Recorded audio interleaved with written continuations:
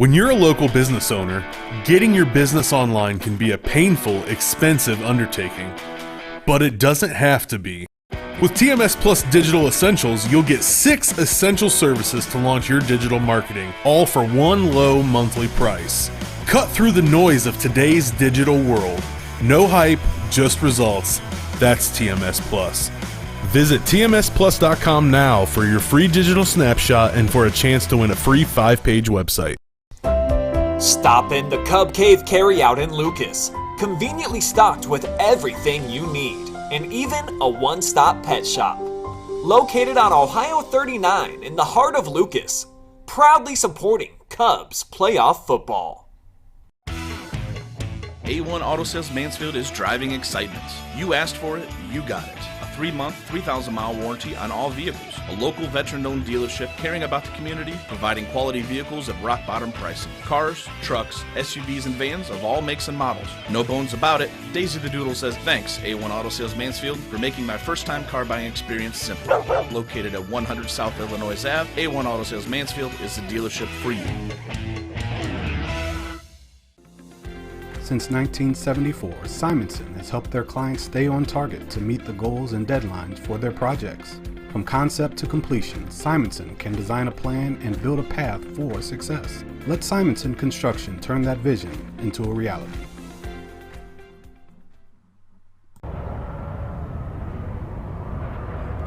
Man, what should I listen to on the OH.REPORT today? Dude, listen to the Friday Night Pigskin. You got highlights and scores from all around the area. The OH.REPORT podcast has more than just football. No, listen to the Pigskin. The Pigskin. Podcast. Pigskin. Pigskin. Podcast. Pigskin. Why not Podcast. both? Pigskin. Podcast. Dude, clean your ears out, man. Bro, there's so much space in here.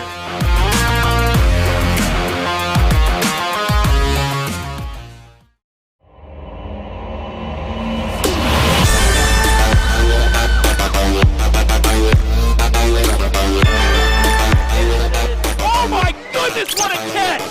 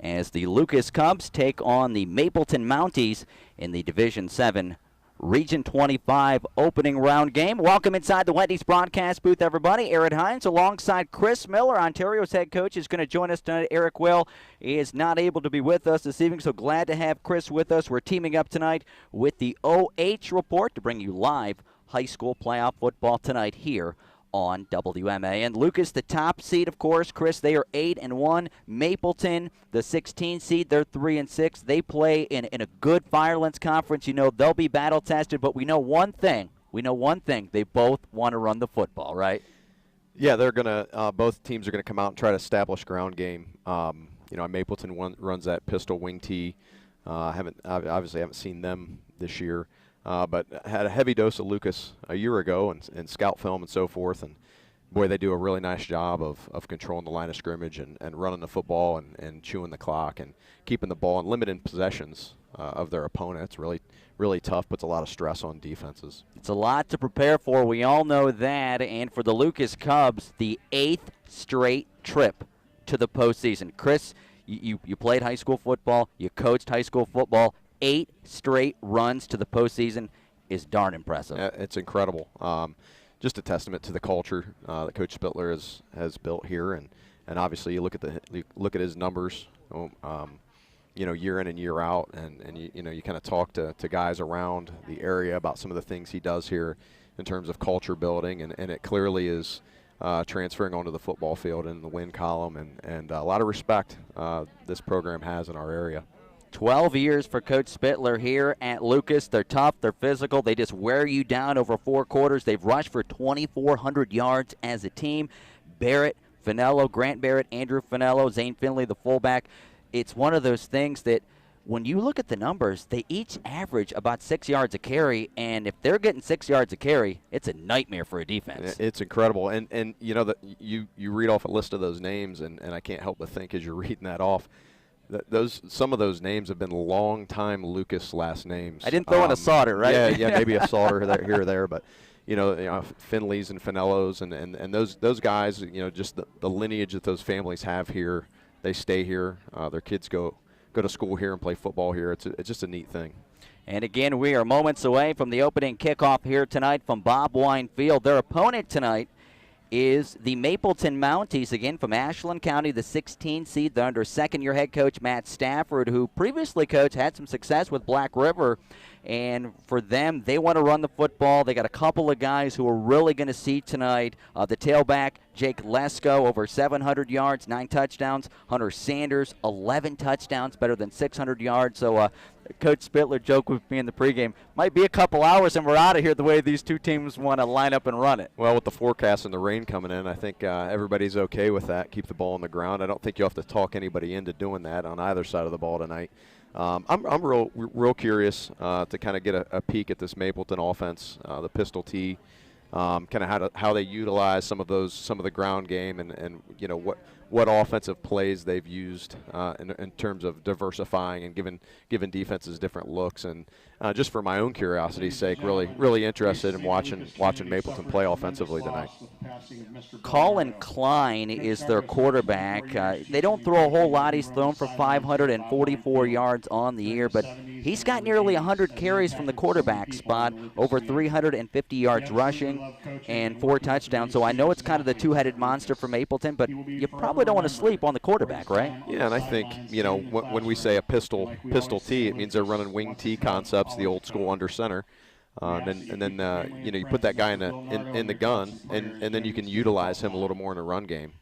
So you've got to account for him as a runner in the backfield, absolutely. And I watched him throw in pregame, and he's got a nice arm. They were standing about the 35-40 yard line. He's putting the ball in the end zone, so he does have a nice arm. If I don't know how much they throw it, how effective they are, but he certainly could throw the football a little bit. And for Lucas, they do have quarterback Andrew Smullen, who, again, just like Mapleton, they don't throw it a lot, but Andrew Smullen is a very, very good quarterback and throwing the football. And the great thing about the Lucas Cubs, they really get into that run game with the quarterback. We're going to pause now for the playing of our national anthem.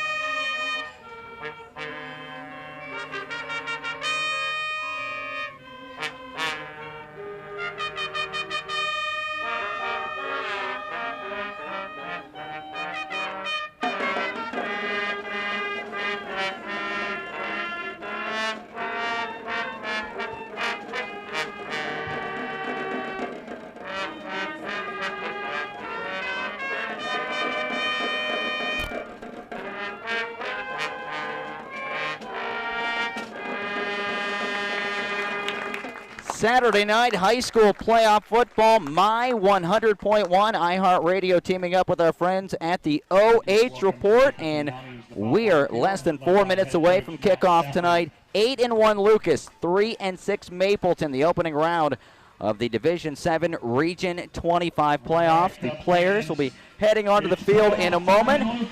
Ontario coach Chris Miller is with us.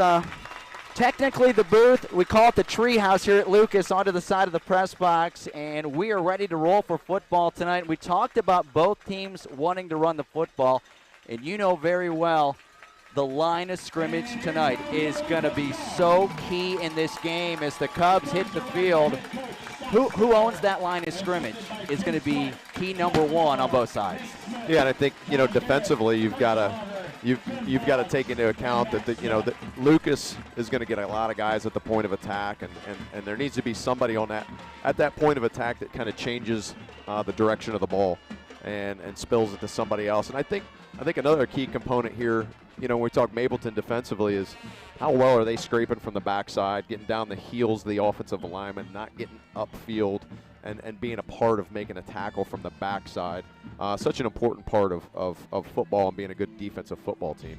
All right, the Lucas Cubs in their black jerseys, orange numerals, and I love the orange metallic helmet. Love that look.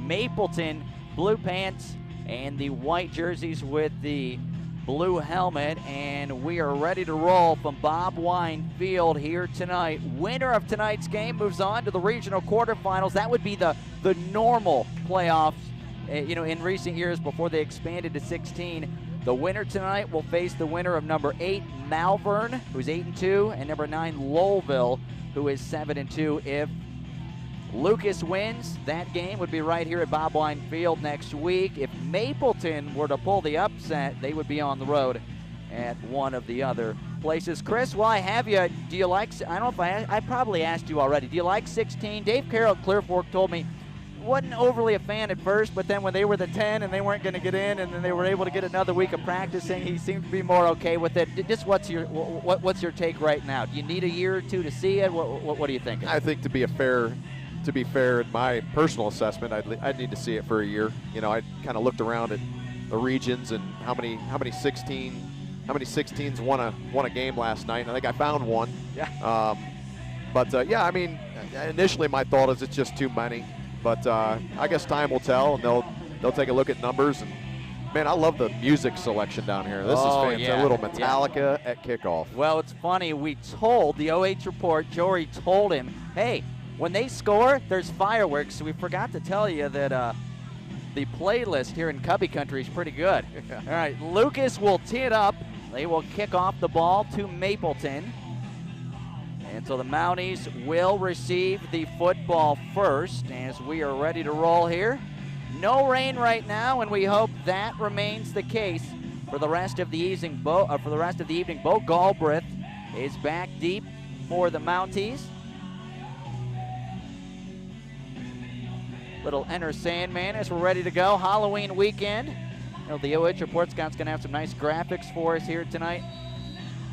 And we are ready to go. Aiden Culler has it teed up, and the Cubs will kick the ball off to Mapleton. It'll go to Galbraith. He'll field it just across the 10-yard line at the 11. Across the 20 left side, struggle forward and go down right there. As the Lucas Cubs get down the field on special teams, and Nate Roseberry, one of the first guys down the field to make that tackle for the Lucas Cubs. So we see that pistol formation with the wing T offense here tonight for Mapleton. And one of the things that, Chris, you said to me I thought was interesting was Lucas doesn't give up a whole lot in the first quarter. So the first drive for Mapleton, how big would that be to go down and score? Man, they're not going to get a lot of possessions. They've got to be real efficient when they have the football. And just, we'll talk here in a second. Quarterback Colin Klein in the pistol. He'll fake it. He'll roll. He'll throw it. Got a receiver. 25-yard line, 30. And he'll be upended right there at the 32-yard line. They got it to Galbraith right there as Lucas, Finello, and company make the tackle. But one play, and the Mapleton Mounties have a home and kitchen supply first down. So I know that's a win in that box. Long way to go, but success on the opening play. Yeah, nice little play action. Kind of held that outside backer. Just kind of booted into the boundary there and threw the ball. It's a nice ball. catch and first down. 11:32 to play here in the opening quarter. We are scoreless. Mapleton 1st and 10 at the Lucas 32-yard line. Handoff left side, got a bit of a hole across the 35. The back will be tripped up at the 37-yard line. Jake Lesko, the senior, you hear that name on offense and defense, tripped up at the 38-yard line, so he'll get close to 5 on that carry. And second down, about 5 to go from their own 38-yard line. So right now, success early for Mapleton. Yeah, they're moving the ball. They ran a down play there, kicked out the defensive end, and they'll hand the ball off this time ahead. It's Lasko again across the 40. Another Home and Kitchen Supply first down. And he'll be tackled by Noah Langston, and it will be another first down, as I mentioned. So the Mounties, 3 plays and 2 first downs early. I'll bring this up in this way, Chris. For a lot of teams, that first series is kind of what we saw on film. It's kind of adjustments, isn't it? Yeah, you're kind of feeling it out. What did we kind of plan for? What's working? What's not going to work? And then kind of troubleshoot those problems as those first drives kind of evolve. Quarterback Colin Klein will keep it this time. He'll get a short gain across the 45-yard line, put him down at the 46. So he'll get just a couple. It'll bring up second down and 8 for Mapleton. The ball will be at their own 46-yard line. We are scoreless. 10-11 to play, opening quarter, Saturday night, high school playoff football, My 100.1, hooking up with our friends at the OH Report. Handoff, Lesko, left side, bit of a crease. He'll get near midfield and drive the pile into Cubs territory at the 49. So Mapleton right now, and I know talking to head coach Scott Spittler, it's going to be third down and just a couple here coming up for Mapleton. He was saying they got some big boys on that offensive line. Yeah, they're doing a nice job of creating some seams, pulling guards, kicking guys. Getting kind of off tackle on the left side seems to be working for them pretty well right now. And right now, Mapleton on third and a couple from the Lucas 49-yard line to the line of scrimmage. Left side, Lesko, and nowhere to go. The Cubs greet him rudely and stack him up and shove him back.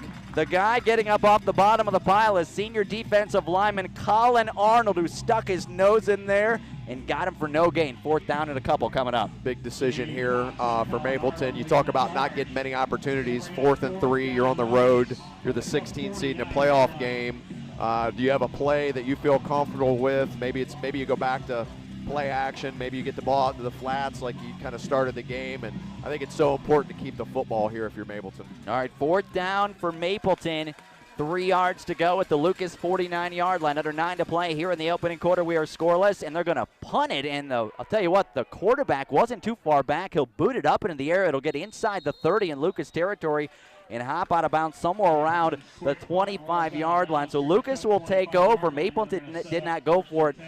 And the one thing I'll bring up, Eric Will tells me all the time, he gets scared by those kind of things because you're so close to the line of scrimmage. You could get blocked or almost kick it into the line. I've seen a number of those get blocked where, kind of nose guards just kind of dice through, not really knowing what they're doing, and then all of a sudden they're right on the punter. And it is a dangerous thing, but they, successfully got that punt off and flipped the field a little bit. All right, so here we go. Lucas, first possession of the night, 1st and 10. From their own 25-yard line. Scoreless, 8:41 left, opening quarter here at Bob Wine Field. The Cubs will pitch the football, and they're going to bring it to the near side, running the football. Andrew Finello, he'll get across the 25, out near the 29, so about 4 yards on the first carry for Andrew Finello. If you weren't following this season, Finello missed a couple of games, and he missed one that they had lost, but he is a key component to Lucas. He's coming out of the game, Aaron. He's limping a little. Yeah, he's came up a little,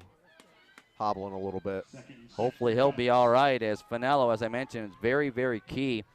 Coach Spittler told me he was not 100% healthy, but he's been back for a couple weeks, including that big 14-0 win last week at Mogador, and I believe somebody just jumped for Mapleton off that left side. Yeah, they get everybody on that at least once a game, I think. Hard count motion into and a free 5 yards there for Lucas. Makes it second down and short, and that's what the Cubs like. 2nd and 1, and the football is placed at their own. Going to put it at the 34. So the Cubs will pack it in. Double tight, double wing. Just an offense we'll talk about over the course of the evening that is so difficult to prepare for. Just over 8 to play, scoreless here in the opening quarter, and they'll hand the football right up the middle, and it will be a home and kitchen supply first down. Usually when you don't even see the guy get the ball, they give it to the big fullback, Zane Finley, who just plowed ahead for a first down for about 4 or 5 yards. Just a simple wedge play right up the middle. Everybody steps down. They kind of create a V and just get tremendous push inside. It's really frustrating as a defensive coach sometimes to fix that because it's just a physicality thing. And I saw a highlight on the OH report last week where Zane Finley lost his helmet. Did you see that? He drug guys into the end zone at Mogador. I mean, that was as Coach Spittler told me, a grown man run. As Lucas going to throw it here, right side, got a receiver out there. He'll catch it across the 40-yard line. That pass will go to Noah Langston, I believe, was on the far side of the field. Yes, it was. Noah Langston with that catch. Got some sod in the face mask at the 42-yard line. So the Cubs, they throw it every once in a while to keep you honest, right? Yeah, they kind of came out, little play action again in the flats. It was a nice ball right on the money there. Good catch. And they're going to go, we're going to get a momentary stoppage in play. I thought it was maybe some mud and sod in his face mask. I don't know. They're looking at him right now. I can't see with the binoculars. Too many people around. So we'll have a momentary stoppage in play. 7:12 to play. Opening quarter. Lucas, Mapleton scoreless. Cubs have it. Second down and 6 yards to go. They're approaching midfield. They're just across the 40-yard line, about the 43. High school football. The game of the week on My 100.1 is powered by Stone Ridge in Lexington, where teamwork is one of their top core values. You can join their team at stoneridge.com/careers, and we're ready to go. Line of scrimmage at the 42, and they'll pitch it to Grant Baird. He'll maneuver his way through, but not a lot of room. He'll be stopped shy of the 45-yard line. Good job in the middle by Mapleton, and one of the guys getting up off the bottom of the pile was one of the big guys. That is Joe Schaup, the senior defensive tackle, 5'9", 295. That's a big dude in the middle. Yeah, that also the backside middle backer kind of knifed through unblocked and got a piece of his leg coming from the backside. Once again, that backside pursuit's so important when you're playing Lucas. Under 6.5 to play, opening quarter scoreless. Cubs 3rd and 3, just shy of the 45-yard line. They'll pitch it coming to the near side, and the back is going to be tackled. Terrific play by Mapleton as they come up and take the back down, and that was their strong safety that came up to make that tackle. That was Garrett Kern, the junior. Boy, did he make a great tackle. What a fantastic open field tackle. What a great possession for Mapleton. Defensive stand there, I guess. Lucas kind of comes out and does what they do, and to get a stop here and to force a punt and get another possession in the first quarter. That's huge for Mapleton. I believe that was Finello on that carry for Lucas, and Aiden Coller's going to punt it away. Fair catch called for by Kern, but he dropped it. He lost it. Everybody scrambling to get it. I believe Kern fell on it. Back at just outside the 20-yard line, and yes, he did. Boy, was that a mad scramble back to the 21-yard line. So it will be the football now. As I'm watching that replay, he was hustling, got there before a couple of Cubs could get there. So it'll be Mapleton ball, 5:35 to play. Here in the opening quarter, we are scoreless. After the game, we'll select our Spitzer Motors game changer, whose hustle, whose effort changes tonight's game for his team. That is courtesy of the good people at Spitzer Motors, West 4th Street in Ontario. Well, right now you can lease a brand new Kia Forte for $99 a month. That's just $3 a day. DriveSpitzer.com. Check out the website. All right, Mapleton on first down is going to unload one down the left sideline. They'll overthrow the wide receiver in Cub territory inside the 45-yard line. They were going that time for Kyle Slaughter, and Slaughter got behind the defense by a step or two, but overthrew him. That ball, I told you, Aaron, that ball traveled 40 yards in the air. He's got a nice arm. I don't mind that shot at all. You change a possession, you get an opportunity maybe to get a big play. They've moved the ball in the first quarter here, and so let's see what happens. You like that on first down? I like that at change of possession. Here we come back with counter. Yeah, going to hand the football off. Short gain as the running back will struggle forward. Going to put him down at the 24. That time on the carry for Mapleton. That was Hunter Sanders, the senior running back, and along with Lesko, that's kind of been their two-headed monster. Andrew Finello in on the stop for the Cubs. That's going to bring up 3rd down So we will have a 3rd down, and we'll call it 7 for Mapleton. Just over 5 to play, opening quarter. We are scoreless here at Bob Wine Field. Mapleton quarterback looks like he may throw. Back to pass. He'll step up, throw one down the middle. Nobody there. Actually, 3 Cubs there. He had 1 receiver near midfield, but 3 Cubs were there. That time he was targeting Hunter Sanders, and that falls incomplete, and it will be a 4th down and 7, and it would think punt time coming up here for Mapleton. Yeah, that last play, he kind of threw into double coverage there. It looked like maybe the flanker was coming open, on a dig route across the middle. Maybe something we can look at later. Mapleton, their 2nd punt of the night. Nobody so far has got inside the red zone so far, and we're most of the way through the opening quarter. Punt is away, and it's a low punt. It'll hit at the Mapleton 46-yard line. It'll then roll into Lucas territory, and they're going to put it at the 48-yard line is where Lucas will come out. It was Bryson Kuko who got down there and touched up the football. I think they may spot it at the 49, it looks like. So Lucas ball, 4:43 to play. But they have excellent field position, their best starting field position of the night.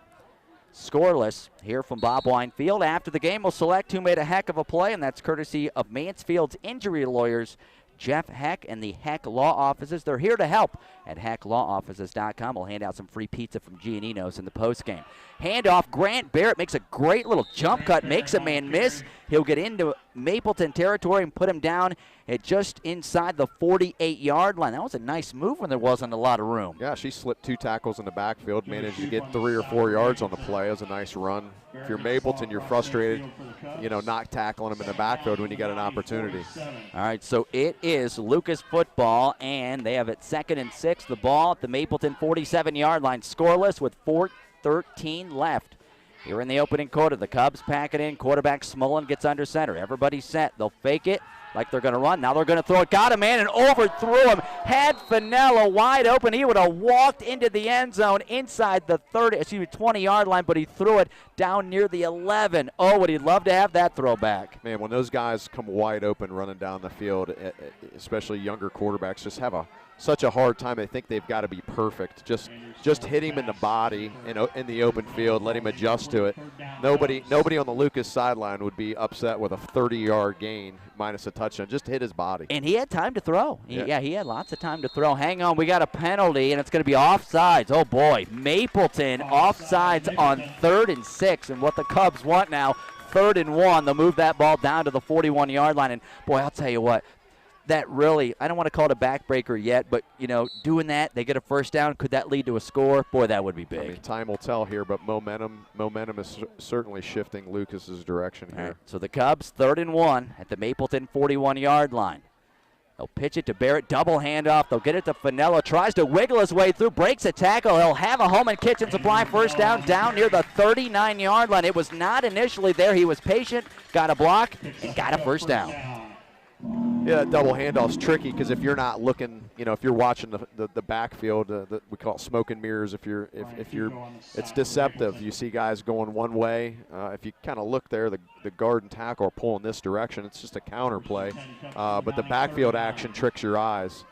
Maple did a nice job being disciplined there, though. 1st and 10 at the Mapleton 39-yard line. Scoreless, 3:33 left here in the opening quarter. Handoff, Grant Barrett got a hole inside the 30. Oh, somebody tripped him up. It was Jake Lesko. Got him by a hand, got his foot. Otherwise, that was 6. Put him down at the 26-yard line. Boy, that was ticketed for the end zone if Lesko doesn't get a hand on him. Yeah, he certainly saved a touchdown there. He's the one that kind of made the play earlier. He's making some nice tackles from the backside. Seems to be filling in there and knifing in and doing a nice job. So the Cubs move the chains, 1st and 10 at the Mapleton 26-yard line. Scoreless, 3:07 to play here in the opening quarter. Smullen and company under center. They'll turn around, hand it right off to Barrett. Works his way through, but a good job by Mapleton in the middle of that defensive line to be able to take him down. That's the big guy, Shope, getting up off the bottom of the pile, among others, in on the stop down at the 24-yard line. So give him a couple. 2nd down, 8 coming up for Lucas. Again, they're approaching the red zone with under 3 to play here in the opening quarter. I tell you what, Shope showed some athleticism there to squeeze down on a double team and kind of spun out of it and then was the guy first to make contact with the ball carrier. That was a nice play. I was told he's a good wrestler. And Smollen's going to keep it this time, and he's going to run it. He's going to have a home and kitchen supply first down, I believe. Yes, he is. He'll get inside the 20, put him down at the 17. That time actually, no, they're not going to give him the first down. About a yard shy, so 3rd and about a yard. Good run there by the quarterback, Smollen. Kept it that time, so the Cubs on 3rd and short with under 3 to play here in the opening quarter, trying to capitalize. Mapleton's defense trying to keep him out of the end zone. Quarterback Smollen will climb under center. Everybody's set to go at the line. They will fake the handoff. Smollen's going to roll to the near side, going to throw it off the hand of the receiver, and that was Grant Barrett at about the 14-yard line. It'll be incomplete and bring up 4th down and a yard for the Cubs. And they have a good field goal kicker in Aiden Culler, but I have a feeling knowing Coach Spittler on 4th and a yard, probably going to go for it, right? As soon as they threw it on 3rd down, you knew what was coming on 4th. They trust their ground game to get a yard. They go for it quite often on 4th down inside of 3 yards. Not unfamiliar territory for the Cubbies. You got it. 4th and 1 from the Mapleton 16-yard line. Scoreless opening quarter, 1:52 to play. They'll turn around, hand it off to Grant Baird. He will struggle forward. That ball came loose. That ball came loose. And Mapleton on 4th down says they have it, but it was 4th down. He did not get the first down. Mapleton does recover the football, and either way, it was going to be Mounties football. Could you see who got in there and grabbed that? I know we got a replay here in the booth. Hard to tell. It looked like for Mapleton. The ball came loose right there. For a couple of guys that dove in there. Yeah, I don't know. I'm not exactly sure, but either way, they didn't get the first down anyway, and the ball came loose. They weren't getting it anyway. Yeah. They got a nice defensive stop. I've been really impressed with Mapleton's ability to play at the line of scrimmage tonight. So we are scoreless, 1:47 to play here in the opening quarter. Klein's going to roll on the pass, going to throw in a great defensive play. That time diving to knock it away for the Lucas Cubs was Braden Jackson. They were targeting Hunter Sanders, and he laid out to knock that one away, incomplete. Great break on the ball. Those flat routes, sometimes those guys are running really fast away from you. Got to have good feet, break on the ball, and then made the play with the correct hand. That inside hand and secured the tackle was a good defensive play. Coaches would call that textbook, correct? That was textbook. All right, 1:41 left. Scoreless opening quarter. Bobble on the snap. The quarterback, Klein's lucky to get a hold of it, and then he is drilled and dropped by the Lucas Cubs. Colin Arnold, Jackson, both in there, and that one had all over it when the quarterback couldn't handle it cleanly. Aaron, I thought the last play, it looked like maybe the snap came just a touch earlier than the rest of the offense moved. I'm not sure if the same thing happened there or if it was just a high snap, but it kind of looked funny both plays. I noticed that. I thought things just didn't look in sync on that play before. And we will have 1:15 left, opening quarter. We have a momentary stoppage in play. They're looking at one of the players for Mapleton. So 1:15 to play, opening quarter. Scoreless, Lucas and Mapleton, 3rd and 11 for the Mounties. The ball at their own 18-yard line as the official is saying something toward the Lucas sideline. And we will remind you, coming up after the game, we'll select our Gandert Door Defensive Player of the Game. Boy, we've seen a lot of defense already. It's brought to you by Gandert Door, and they're always in your neighborhood with all your residential and commercial garage door needs. Visit GandertDoor.com, and we're going to have a timeout, so we'll take a timeout. Back in a minute.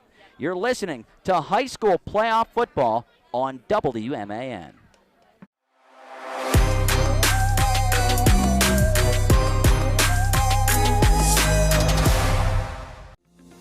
Since 1974, Simonson has helped their clients stay on target to meet the goals and deadlines for their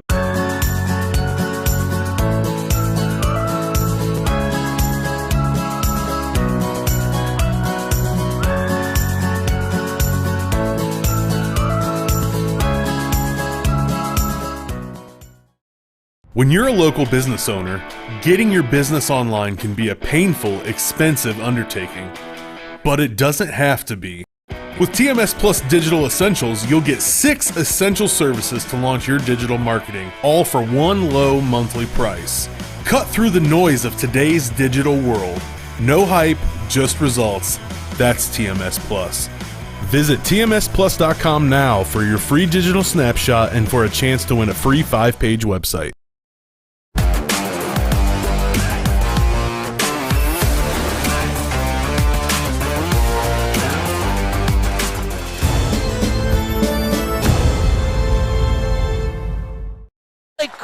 by the wide receiver at midfield, went right through his arms. There was a defender there, but I'll tell you what, I think he should have had it. Kyle Slaughter hit him right in the lap, and he dropped it. Oh, man. That's going to be one you look back on and wish you had again, I think. It looked like it hit him in the hands. However, it was it wasn't bad coverage. There was a guy kind of there, but you need to make those plays if you're going to, beat a good football team on the road. Well, the Mounties have had some plays here in the opening quarter, and they've had some good stops on defense. I don't think the clock ran on that play. I was going to say there's still 1:15 on the scoreboard. Mapleton's going to punt the ball away. Again, don't get a good one off, and just like a golf shot, it checks up right at the 40-yard line on the soft turf. So Lucas will have excellent field position as that ball will be spotted at the Mapleton 40-yard line with 1:07 to play opening quarter. We are still scoreless. I mean, what a field position game we've got going on. The game, I don't know if you remember, started at that end. We had a few punts, and we're just kind of inching a little closer to this end zone over here to our left. And that punt game might come back and really impact the end of this football game. Well, you think about it, Lucas has 40 yards to go now for their first score. They start for the first time tonight in Mapleton territory. They hand the ball. They actually pitch it to Finello, and he'll, again, trying to wiggle his way through traffic. He'll get down to the 36-yard line, so give him about 4 yards, and Lucas will have second down, 6 yards to go. We are under a minute to play here in the opening quarter, scoreless. If you're just joining us at Bob Wine Field, the number 1 seed Lucas, 8-1, making their 8th straight trip to the playoffs. Mapleton is the number 16 seed. They are 3-6, and they play in a very tough Firelands Conference. And I'll give you one more note on these two teams in a moment. Smullen's going to throw it this time. Got a receiver out there. Oh, hit him in the hand, and he dropped it. Oh, difficult catch that time for Corbin Toms, who looked like he got at least one hand on it and wasn't able to bring it in near the goal line. Yeah, it looked like Mapleton defender kind of got his left hand in there and punched the ball out there at the last minute. He did a nice job of kind of not looking back for the ball. Oftentimes the DBs want to peek at the quarterback, and then they kind of lose those guys. He did a nice job of closing ground and poking his hand in there and knocking that ball out. Yeah, because normally Corbin Toms catches everything thrown in sight, so getting a hand in there to knock it away. I was told by Coach Spittler these two teams scrimmaged in the summer, so they are a little familiar with one another. Lucas going to throw it on 3rd and 6, a little screen. They'll get it to the near side. That's Corbin Toms. Got a first down inside the 30, down the sideline. He'll be shoved out of bounds inside the 15, around the 13-yard line with 16 seconds to play. They didn't get the long one, but they got the screen that time, and the Cubs now in the red zone. That was a little tight end screen there. 6 kind of blocked for a couple seconds and then just kind of faded out. Defense over pursued the other direction with the play action. It was a nice football play. And it was Colin Grundy, the senior from Mapleton, that shoved him out of bounds. If he didn't close over, Toms was going to take that one down the sideline for a score. So the Cubs have the football now. 1st and 10. They're going to spot it. Looks like it's at the 13-yard line. Again, 16 seconds to play here in the opening quarter. We are scoreless as they're going to pitch the football to Finello, left side, working his way through. He'll get around the 10 and then be just stopped right there and shoved back. Jake Lesko also in on the stop, Garrett Kern for Mapleton, and that is the final play of the opening quarter. We'll take a break. After one, Mapleton, Lucas, we are scoreless. Back in a minute. You're listening to high school playoff football on My 100.1.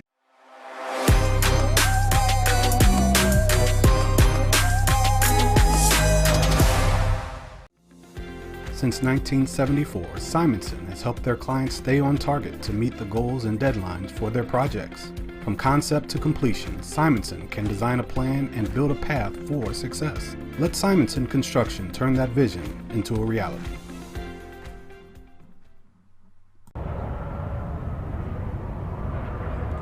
Man, what should I listen to on the OH.REPORT today? Dude, listen to the Friday Night Pigskin. You got highlights and scores from all around the area. The OH.REPORT podcast has more than just football. No, listen to the Pigskin. The Pigskin. Podcast. Pigskin. Podcast. Pigskin. Why not both? Pigskin. Podcast.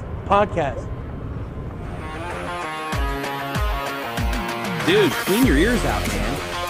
Bro, there's so much space in here.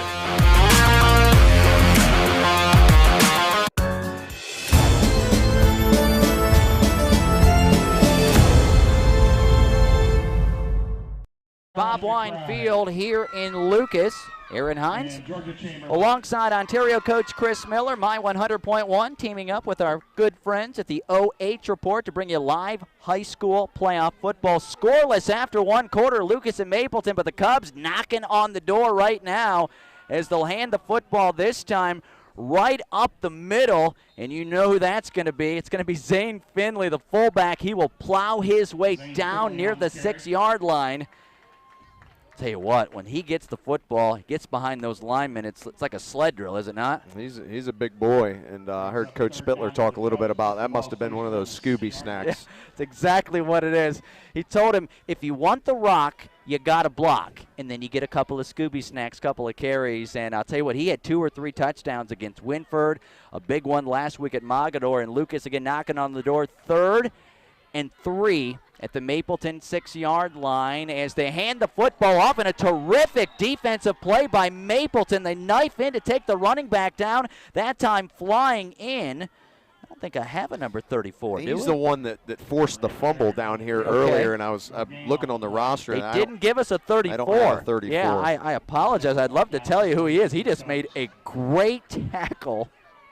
The odd time you get somebody changes a jersey number and nobody alerts the guys calling the game. It's unfortunate, but great play right there. And hang on, we are going to have a stoppage in play. We'll keep it right here. This may not be a full 1 minute. We don't want to miss 4th down and 3 for Lucas. They'll say the ball at the 5-yard line, right around the 5-yard line. So if you're Coach Spittler, I know you have a good field goal kicker in Aiden Culler. I saw him almost make one from 50 yards. I know these field conditions are not pleasant for kicking. However, this would be probably a fairly easy one for him. However, they only need 3 yards. This is kind of what Lucas is built for, to go get 3 yards. Yeah, I mean, this is right up their alley. They've got a bunch of plays on their play sheet right now that are 4th and 3 play calls. That's what they do. They put all the all the confidence in the world in those guys up front, and they're going to go for this. All right, so Coach Spittler and company out of the timeout. Andrew Finello is going to go out wide to the left. Zane Finley will line up to the right of the quarterback, Smolin, who's in the gun on 4th and 3. They'll bring Finello in motion. They'll hand him the football. Coming to the right, around the corner. Finello dives. Did he get the pylon? He did not. They're going to say he did not get in, but did he get the first down, though? He got the I believe first he down. did, yes. I believe that was Grant Barrett. Actually, it was Finello. The PA guy said it was Finello. Yes, that was Finello, and boy, was he close to that pylon. I tell you what, Finley made a great block off the right side to kind of make that go. Jet sweep, don't see that much out of Lucas. Ran it really well, and 16 just did a great job getting out front. Yeah, and that was Andrew Finello who had the football, and I'll tell you what, he was so close from getting the nose of the football across the pylon, but it gives the Cubs a home and kitchen supply first down. Lucas, 1st and goal at the Mapleton 1-yard line, scoreless with 10:30 to play until halftime, and boy, you can feel right now, Barrett or Finley right here just trying to plow their way into the end zone. Let's see what Coach Spittler calls. We got 4 cracks at it here inside the 1. And Smolin directing traffic. They'll bring Finello now. They'll move him in. Everybody set. Calls for the ball. There's the snap. They'll hand it off to Andrew Finello, and I don't think he's going to get it. Andrew Finello going to be tackled shy of the end zone on a terrific defensive play by Mapleton. That was Jake Lesko, the linebacker, that got in there and stopped him at the 1. Yeah, who else was in on that play is the Phantom 34, again on the legs of the running back. Lesko in there, and 34's, I want to say making a name for himself, but we don't have the name, so but we'll find that out here shortly at halftime. 2nd and goal, Cubs at the 1-yard line of Mapleton. Just over 10 to play until halftime. They hand the football off right up the middle, and did they get into the end zone? No signal yet. They will say no. The official says no. That ball with Zane Finley did not cross the goal line. So 2 cracks, and the Cubs have not got a yard. 3rd and goal from the 1. Don't be surprised if there's some kind of play action here. 9:40 to play. The quarterback, Smollen's going to keep it, driving the legs behind that pile. Is he in? It looked like he got some forward progress. Is he into the end zone? No. They will say he did not crack the goal line. Boy, he kind of bounced off the middle of the line to the left. I thought he might have nudged enough to get the nose of the ball across. They'll say no. 4th and goal from the 1. When's the last time you saw Lucas not get it 3 cracks? I tell you what a great 34. The Halloween player of the week here has made 3 straight tackles. Mike Myers, we're going to call him that then? Yeah. All right, here we go, as it will be 4th and goal from the 1. Cubs pack it in. Who do you go with here? Do you even think about throwing it? 4th and goal from the 1. They'll turn around. They'll pitch the football. The back slips, and he didn't get in. It was Grant Barrett. I'll tell you what, he slipped. I don't know if he would have got in if he didn't slip, but the guy that was right there kind of with his shoulder was Dakota Smith, the senior defensive tackle. He was right there low, number 67, but Grant Barrett slips, and the Cubs, with 4 cracks from the 1, are denied. Wow, we are still scoreless, under 9 to play until halftime. What a series for Mapleton. That is good defensive football right there. Playing the line of scrimmage, staying low, keeping leverage. Kind of all those things you talked about earlier and keys to the game, and Mapleton is answering that right now. All right, so the Mounties, the only unfortunate thing is your heels are on the end zone. We're going to step aside. Got a timeout. We'll be back in a minute. Scoreless from Lucas with Mapleton. You're listening to high school playoff football on My 100.1.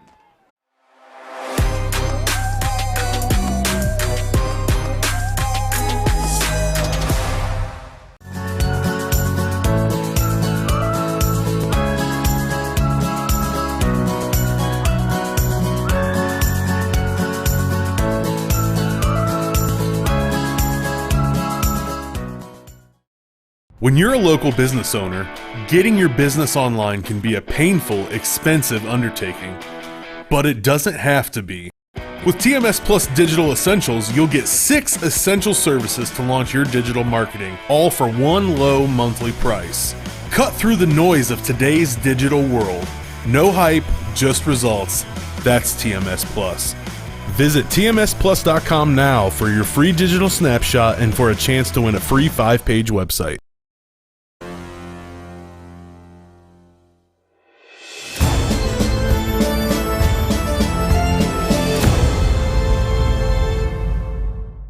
Field scoreless. Lucas, Mapleton playoff opener after a big stand at the goal line. The Mounties have their heels on the end zone line. Quick pass on 1st and 10 from their own 1-yard line. It'll be incomplete off the right side. They were going for Bo Galbraith, the senior, went off his hand as the quarterback Colin Klein rolled to the right. It'll bring up 2nd down and 10. And again, the nose of that ball resting at the 1-yard line. If you're Lucas, the offense couldn't score, but can the defense score here and pick them up maybe, Coach?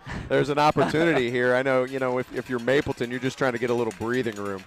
Quarterback Klein will hand the football off, and the back will plow forward, but, I mean, there is absolutely no sledding room off that right side. That was Jake Lasko on the carry, and the guy that got in there first for the Cubs was Hunter Church, the cornerback. The junior stuck his nose in there among others to stop him, and they'll give him no gain. They're going to say no gain, put him at the 1. So Cubs couldn't move away from the 1. The Mounties can't move away from the 1. We've been stuck at the 1 forever.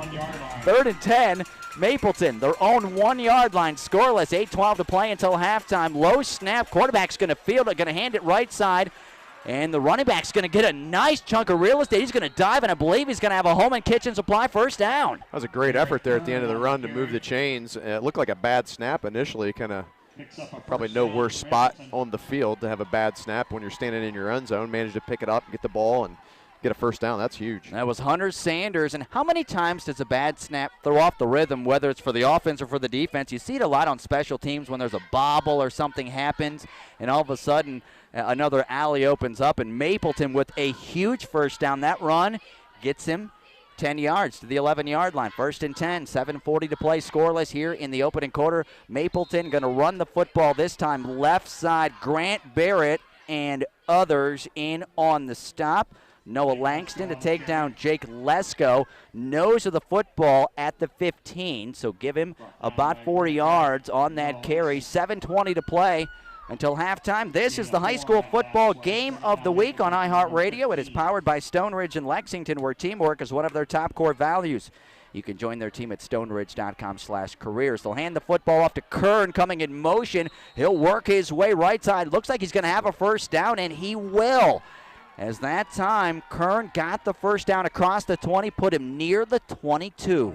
I tell you what, if I was Mapleton, I wouldn't be too sad if we just chewed a bunch of time here off the clock and put a nice long drive together, keep that Lucas offense off the field. Tell you what, Lucas is known for long drive, taking 6-7 minutes off the clock, kind of wearing your defense down, then punching it in. Mapleton's defense on that drive, I mean, if it was like a rubber band, it was stretched as far as it could. It didn't snap, and they stopped him inches shy. The mud helped at the goal line there as well, but you have to be impressed with the Mapleton offensive line, the Mapleton defensive line. Chris, they have been up to the challenge so far here, nearly 2 quarters in. They've done a nice job moving the football, made some plays, missed some opportunities. I think, kind of put the ball on the ground a little bit, but when hopefully they get some rhythm here and find themselves and put a drive together.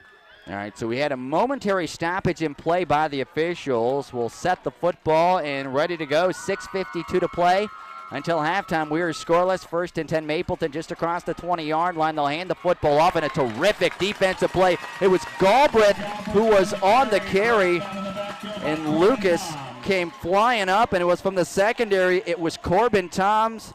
Came up to make a great tackle for a loss back near the 19. And I don't know if it's a cramp. Look at a cramp.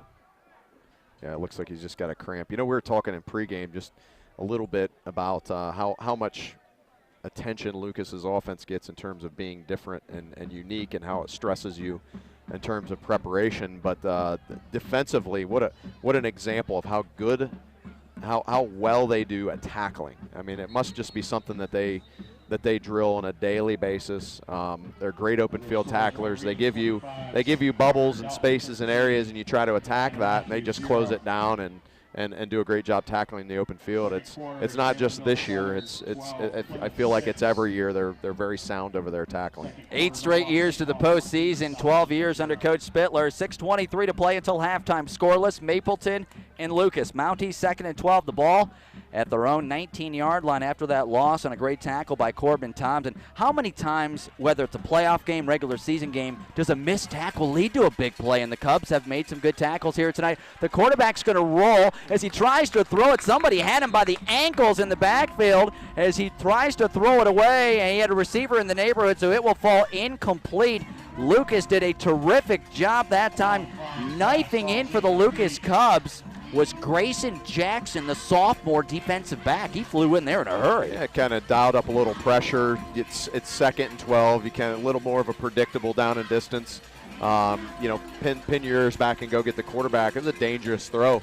That fell incomplete. Well, the Cubs, they pin the ears back and come here. 3rd and 12. Mapleton, their own 19-yard line. Scoreless, 6:04 to play until halftime. Man in motion. Klein calls for the ball. Going to spin, roll, screen. Will throw it back. Got his man who will elude a tackler but will not elude another just across the 20-yard line. Terrific play. That time was Noah Langston coming up to make the tackle as Mapleton got it to Galbraith, but a terrific, again, as you mentioned, tackle there by the Lucas Cubs just across the 20-yard line, and it'll be punt time for Mapleton. The other thing here is Lucas's defensive end over here on this side did a nice job of recognizing that it was, in fact, a tight end screen, kind of something earlier. Colin Lucas Arnold, ran, wasn't it, I believe, maybe? Yeah, Colin Arnold did a nice job of kind of sniffing that out. He was the first guy to the ball. Didn't make the tackle, but made the ball carrier change direction, slow down, and allowed that defensive pursuit to find the football. Disrupted that flow and the rhythm of that play as Mapleton will punt the football and hang on. As they do, whistles and penalty marker flies, and I believe back here we're going to say delay of game on Mapleton, I believe. And that will back up the Mounties 5 yards, and they will punt basically just in front of the end zone as Mapleton and Lucas are still scoreless. Looked like somebody was almost moving early. right there. I was going to say, that was blocked. The Cubs got a hand on it. Ball is still loose, rolling near the sideline, and the Cubs are going to have terrific field position. Trying to see, I know Joey's going to dial us up a replay. Who got their hand in there for the Cubs? Tell you what, it may have been Jackson. It was. Flying in there was Braden Jackson, the senior. He flew in, stretched out the right paw, and blocked it. And the Cubs, once again, will have dynamite field position. They'll start in the red zone at the Mapleton 15. How about special teams right there for the Cubs? And, boy, you really feel that Lucas needs to capitalize on this one. They got so close last time, Chris. That's a great opportunity. Ball's on the 15, get a fresh set of downs, start over. If you're Lucas, you got to come out of this drive with 6. 5:06 to play until halftime. We are still scoreless. 1st and 10 at the Mapleton 15-yard line. They'll hand the football off right side, and that time it was Grant Barrett who was working his way off that right side. Put him down at around the 11-yard line, so close to 4 yards. And the Cubs in no hurry. They would love to score and take this lead into halftime. They get the ball to start the second half, so they would love to score, get it back, score again. And Eric Will always tells me if you're down 2 or 3 scores to Lucas, it feels like a mountain, even though it's only a couple scores. Well, you're not getting many opportunities on the other side to punch it in. So all right, the Cubs are going to run it this time. They'll pitch it. It's Grant Barrett again. Got a bit of a hole, and Grant Barrett's going to count him off into the end zone. 10-5. Touchdown, Lucas Cubs. They've been waiting to fire off those fireworks as the Cubs are in. They score for the first time tonight at the 4:23 mark, and there goes the fireworks at Bob Wine Field on an 11-yard touchdown run by senior running back Grant Barrett.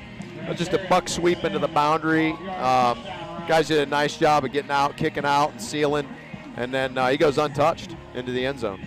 So Grant Barrett goes in from 11 yards out on the touchdown run, and Aiden Cutler will come on to attempt the point after. Who would have thought we wouldn't have a touchdown till just about 4 minutes to play until halftime, as Lucas has moved the ball up and down the field. But you have to credit the Mapleton defense that time, Chris, almost a little bit too much to overcome with. They were just on the field, and I mentioned they stretched like a rubber band, kept them out of the end zone, and then you had the block punt. And boy, against Lucas, the way they run it at you, it's a lot. You want to give that defense a bit of a break. Yeah, absolutely. And to give them the ball on the 15-yard line after you've just come up with a big defensive stand, and you got a couple first downs coming out of your end of the end zone, but flipping that field position so big defensively for morale and giving yourself a little space to work. We are going to have a delay of game on Lucas, and so they will attempt the point after now from the 15-yard line, so it'll make it a 25-yard extra point from the left hash. Kick is on the way. He's got a good leg. It is up, and it is no good.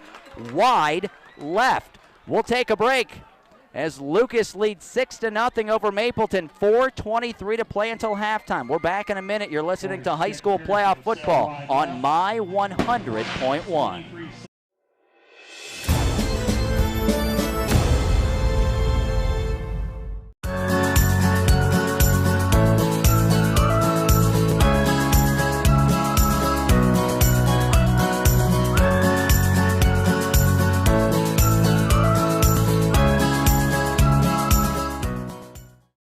When you're a local business owner, getting your business online can be a painful, expensive undertaking. But it doesn't have to be. With TMS Plus Digital Essentials, you'll get 6 essential services to launch your digital marketing, all for one low monthly price. Cut through the noise of today's digital world. No hype, just results. That's TMS Plus. Visit tmsplus.com now for your free digital snapshot and for a chance to win a free 5-page website.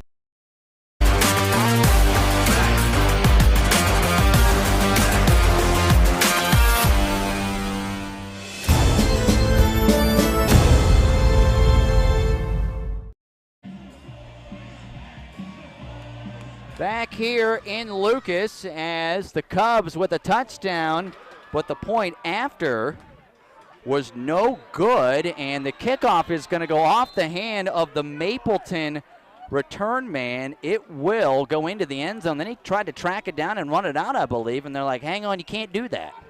think he may have been a little bit confused whether the ball hit him in the hand and then traveled into the end zone or not. He just looked a little bit confused whether he had to bring that out or not. So we will sort that out as the officials do. And as we do that, we will tell you that we are approaching halftime. 4:21 to play until we hit the intermission, and Lucas has a 6-0 lead over the Mapleton Mounties. And it looks like we're going to have the football. They're going to put it at the 20-yard line. From their own 20-yard line. And we'll see, Chris, can Mapleton get something going? And they will hand the football off. Not a lot of room to operate right there for Mapleton. It was Jake Lesko on the carry. A short gain, maybe close to a yard. Second down, 9 to go for the Mounties. And boy, Chris, they would love to get something here before halftime. I still, down to score is not bad where they are, but boy, would they love to get some momentum because they know Lucas gets the ball out of the locker room. Yeah, it's a big drive for them. Mounties, second down and 9. They're going to hand the football off right side. Got a little room to operate off that right side. Nice run, good block off the right side. That time was Kern carrying the football, and it'll bring up third down for Mapleton. The ball at the 26-yard line. They need about 4 yards here, do the Mounties on this play. If they can be able to do that, get themselves a little bit further down the field and try to tie this game up before we hit halftime in the locker room. Mapleton, as I mentioned, third down, about 4 yards to go at their own 26-yard line. They'll bring a man in motion. They hand it to Kern. Got a bit of a crease off the right side. Good block. He'll have a first down across the 30. Put him down near the 32-yard line. They brought a man in motion one way. Hand it to Kern. And how about that? Home and kitchen supply first down for Mapleton. Yeah, just a counter play. They're pulling the backside guard and tackle. A little bit of motion to get the defensive eyes moving one way, and then bringing the ball back the other direction. So Mapleton right now with a fresh set of downs and 3:07 to go until halftime. They will fake the run. They're going to throw it to the near side. Got a man. He slips across the 35 and near the 37-yard line. That time it was Hunter Sanders. He first wanted to make sure, Chris, he was going to secure the catch, maybe a little behind him, and then the turf wasn't kind to him there, and pretty much didn't have to get tackled, but he's across the 35-yard line near the 36. Yeah, Aaron, I think if he catches that ball and keeps coming to the sideline, no one is kind of closing in on him there. Just keep working to the sideline and give yourself some space to turn upfield. It may have been a better play.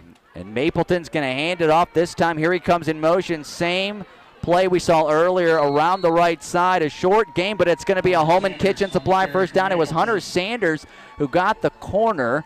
May have been Grant Bear to Finello. It was Finello. Finello chased him into the sideline. He'll tackle him across the 40 out near the 41. So Mapleton getting a little real estate on the ground, trying to stretch those edges here, Chris, here and make them play a little sideline to sideline. Yeah, they're attacking outside of those two defensive tackles. It was kind of tough sledding we've seen earlier inside of those guys, so they've kind of chosen to block down and kick out a guy wider. So Mapleton 1st and 10, as we mentioned, just across the 40-yard line. Quarterback is going to roll, and now he's running for his life. Noah Langston going to chase him across the 40, trips him a little bit as he goes into the sideline. Another Cub was flying, and that time it was Jackson, Braden Jackson, who took the quarterback down, kind of just shoved him out of bounds at the 45-yard line. So Colin Klein will get 3 yards to the 45, 1:45 to play until halftime. 6-0 Lucas, if you're just joining us. Mapleton near midfield. Mapleton has a couple of timeouts, and see how aggressive they try to be. I mean, the quarterback has an arm. He can throw it. He has a nice arm. It doesn't appear as if they're in too big of a hurry here, letting the play clock run down to 10 seconds. Back to pass, pressure on a screen. He will get it to the back, but the back will struggle back to the line of scrimmage. J.D. Cox and others in there to take Kern down. Noah Langston in on the stop as well. And we will have a timeout taken by the Mapleton Mounties. We will keep it right here with 1:16 to play until halftime. 6-0 Lucas. It is third down and about 7 yards to go for Mapleton. Again, the ball at their own 45. 35-yard line. Mapleton calls the timeout, and as a coach, I have a feeling you're not telling him one play, but you're probably telling him two, for a possible fourth down spot. That way you're kind of ready to go with being short on time and now one timeout. Well, they have a timeout left. With them, they're going to have to throw the ball a little bit. They're going to have to chunk something down the field. You tell your kids at this time, it's you go out of bounds. Number one, don't get tackled inbounds. Hit the sideline or score a touchdown. And they've been running a lot of stuff, kind of flood concepts where they'll have a short route, an intermediate route, and a deep route to the sideline anyway. It looks like kind of that's what they do. So we'll be curious to see how they attack this last minute 15. All right, so Mapleton out of the timeout. It will be head coach Matt Stafford in his second year. What have they dialed up? 3rd and 7. The ball is at their own 45-yard line. They trail 6-0 to Lucas. They'll bring a man in motion. They'll fake it. The quarterback's going to roll, and he's going to get drilled. The Cubs came on a blitz, and Noah Langston said hello and good night. Buries him back at the 35-yard line, a 10-yard TFL, and boy, did they dial that one up at the right time. It was a perfect play call, defensive play call at that. They were booting out to the right, and typically teams will pull the right guard out and around to lead the quarterback to the edge. Lucas calls a blitz right through the gap that guard vacated and just was untouched to the quarterback in his boot. Tell you what, Lucas right there, and as a defensive coordinator, and I've never actually had the conversation with you, offense, defense, or are you one way or the other in terms of calling plays, but how would it be for calling the blitz? You know what I mean? Is it a rhythm thing as the game goes on when you call? I mean, what is it when you call for that blitz, Chris? I mean, I would think you have to pick and choose your times, right? Well, yeah, I mean, it kind of depends on who you're playing and what they're good at. We have blitzed to stop the run, kind of more of a run stunting blitz, get in there and stay at heels of the offensive lineman and flow to the football then if we're slow to read. Other times are very pass-heavy blitz calls where you just kind of tell the guys to pin their ears back and go. So it kind of just depends on who you're playing and what they're good at. Noah Langston pinned him back that time and flew in, sacked the quarterback, and guess what? Mapleton is now going to have to punt the football. 1:07 to play until halftime. 4th down and 16 from their own 37. They'll boot it away. The ball will hit, and the Cubs are just going to let it roll inside the 20 to roll dead at the 16-yard line, and Mapleton will officially touch the football with 56 seconds to play until halftime. 6-0 Lucas. Thanks for joining us tonight. My 100.1 iHeartRadio teaming up with our good friends at the OH Report to bring you live Saturday night high school playoff football. The number 1 seed Lucas taking on the 16 seed Mapleton. We saw the 16 go down last night. Edison beat Bellevue by a point. And we all know, you watch the NCAA tournament for years. The 16 never beat the 1. The 15 never beat the 2. That's starting to happen a little more here and there, so you do need to be careful, don't you, Chris? Absolutely. You're still playing a football game. That's why you play the game. That's a great point. They'll throw the football. The Cubs will on 1st down from their own 16-yard line. They will get it to Andrew Finello. Andrew to Andrew. Smolin to Finello across the 25. Put him down out of bounds at the 28-yard line. Clock stops with 50 seconds to play. The thing that I brought up, Chris, and Eric and I have talked about it, everybody thinks of Lucas, ground and pound, run you over and all that, but Smolin can throw it. So it's one of those spots, if they need to throw the ball, he has the arm. I mean, he's thrown a couple of really nice balls. That one, another one right on the money, allows his receiver to catch it and get out of bounds. 1st and 10 at their own 28-yard line. Bit of a wide snap, grabbed it with one hand, fires a fastball, and it's intercepted. I'll tell you what, that fastball landed right in the lap of the defensive back. He just turned and caught it. It was Colin Klein, who's the quarterback, also plays defensive back, and it hit him right in the hands at the 31-yard line. And hang on, Mapleton has some life here late in the first half. 43 seconds to play. He fired a fastball, and I'll tell you what, it was a tight window to throw it into, and it's intercepted by Mapleton. It almost looked like he didn't have a good handle on the football. He didn't at first. Whether it was footing or the grip on the football, and just kind of left it alone inside. And here you go, you're on the 30-yard line. This kid's got an arm too, so this is a great opportunity for them. 6-0 Lucas, 1st and 10 at the Lucas 31-yard line. Klein back to pass. He'll somehow like Houdini, escaped 2 people. He'll get back to the line of scrimmage at the 31. 2 Cubs came flying in. Somehow he made himself a little smaller and able to slip through. He'll get back to the original line of scrimmage, be tackled by Grant Barrett at the 31, and we'll have a timeout taken, the last one for Mapleton here with 34 seconds to play until halftime. 6-0 Lucas, and Mapleton out of timeouts, not a lot of time, but they got a chance here to, I don't know about their field goal unit if they would try one, probably have to get a little bit closer, but boy, if you're the coach, now I know you're giving them a couple of plays because you're out of timeouts. Yeah, I mean, they're running out, from a huddle, so they may be telling them, here, we'll run this play, But I think you don't need to get it all here.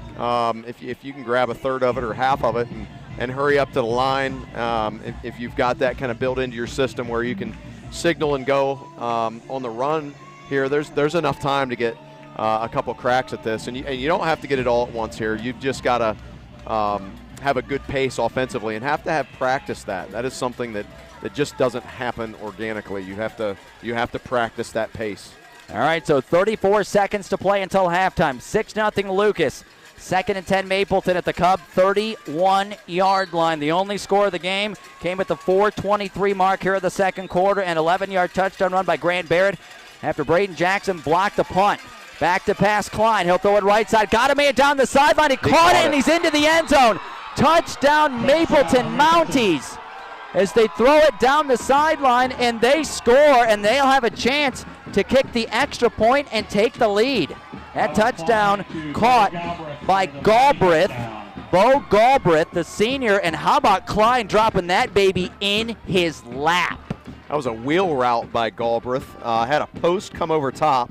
He runs a flat route which draws the flat defender, forcing him to turn up the field with a receiver. Sometimes it can be a mismatch. Looks like the safety read it, came over to help too late. Great ball, great catch. Touchdown. We got a 6-6 game here. And hang on, the Mounties will go for 2. They'll hand the football off right side, trying to get the corner of the end zone. He'll dive. Did he get it? He did. He got it. Right corner of the end zone. 2-point conversion is good. It was Hunter Sanders sweeping around the right side. He will score, and Mapleton has an 8-6 lead on the Lucas Cubs with 26 seconds to play until halftime. Incredible.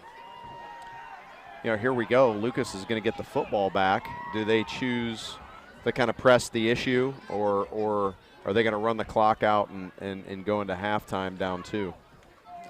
Tell you what, for the Lucas Cubs, I know they lost one game this season, but they haven't trailed many times at halftime. And for Coach Spittler and company right now, Mapleton, after we saw Lucas able to score, they got the ball back. Lucas threw that football. That turnover right there was so big. We saw the block punt led to a score. Now an interception, Chris, led to a score just a moment ago. Defensive football and special teams is what we've kind of witnessed tonight, making a difference in a football game. So we will have the Lucas Cubs to get the kickoff. If you are just joining us, all kinds of crazy things happening late second quarter. Really, we didn't have a whole lot of exciting things till the 4-minute mark for the most part of the second quarter, and boom, boom, boom, 2 scores, block, punt, interception. Mapleton right now has an 8-6 lead on the top seed Lucas. 26 seconds to play until halftime, and Mapleton will kick it off to Lucas, and we'll see what the Cubs do once they get it, how aggressive they will be. As I'll tell you what, I haven't heard Bob Winefield this silent in a long time as we approach halftime, as Lucas, as we mentioned, down a couple just seconds before halftime. Kickoff going to be fielded by Grant Barrett. He'll slip at about the 28-yard line, get a block, and then be tackled across the 35 out near the 37-yard line. Good job on the tackle. Garrett Kern flies down the field for Mapleton. 21 seconds to play until halftime. Lucas 1st and 10. They'll spot the ball at their own 37-yard line, trailing 8-6. How aggressive? Is this just a need, locker room? Do you run a play if you're Coach Spittler? I mean, they've got a timeout left. Maybe you call a medium type play and let the result of that play kind of dictate the next play. And if that's good, then let the result of that dictate the pace of the next play. So, it looks like maybe they're going to get back in their double wing run buck sweep, which they scored a touchdown on earlier. And you're right, they pitch it. It's Grant Barrett. He'll go across the 40, 45, midfield, Mapleton territory, and he'll be rode out of bounds. Spittler's signaling in something real quick here. So that's what I mean. The result of that play dictates, maybe your next play call here. 13 seconds left, goes out of bounds at the Mapleton 47-yard line. They'll clock it, spike it, and the Cubs will have second down and 10 from the Mapleton 47-yard line. 10 seconds left on the clock. If you are just joining us and listen closely, Lucas is trailing 8-6. The 1 seed is trailing the 16 right now, 8-6 as we approach halftime. 10 seconds to play. Lucas with a double handoff. They'll get it to Barrett. Got a bit of a crease left side. 40. Tries to break it to the outside. 30. Left side. Stumbles inside the 25 and just not good footing. He will go down and the clock will hit triple zeros and bring us to the locker room. I'm just wondering if we had some turf, maybe he had a chance to get that baby to the outside, but he stumbled. And they will say that is halftime, correct? Yes. We have reached halftime here at Bob Wine Field. And again, the cheers we're hearing are from the far side. Mapleton has an 8-6 lead on the Lucas Cubs, the top seed here at halftime, and both teams will head to the locker room. Chris Miller's joining us. We'll take a break in just a second. Quick thoughts off that first half. I don't know how many people thought coming in Lucas would be down 2 points at halftime. I think right away the first thing I do, I tip my cap to Mapleton in that first half. Yeah, they played a great half, especially defensively. That offense puts so much stress on you. It's unique, and they've done a nice job in the trenches and scraped to the football and done a nice job tackling. They've got a couple players over there that have been impressive this first half. All right, so we will step aside.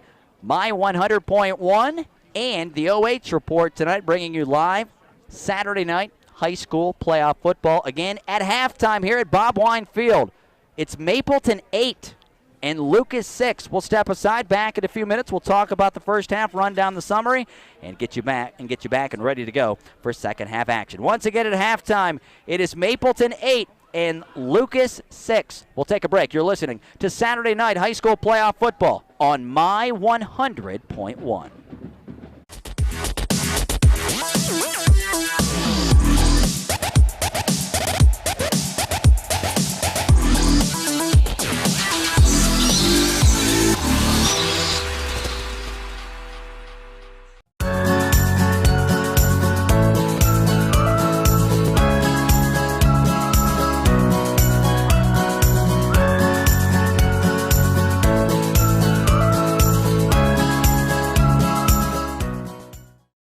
When you're a local business owner, getting your business online can be a painful, expensive undertaking.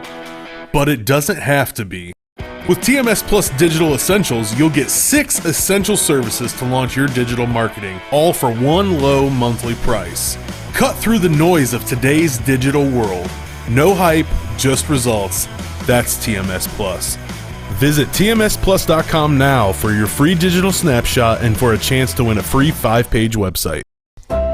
Stop in the Cub Cave Carryout in Lucas. Conveniently stocked with everything you need, and even a one-stop pet shop. Located on Ohio 39 in the heart of Lucas. Proudly supporting Cubs playoff football.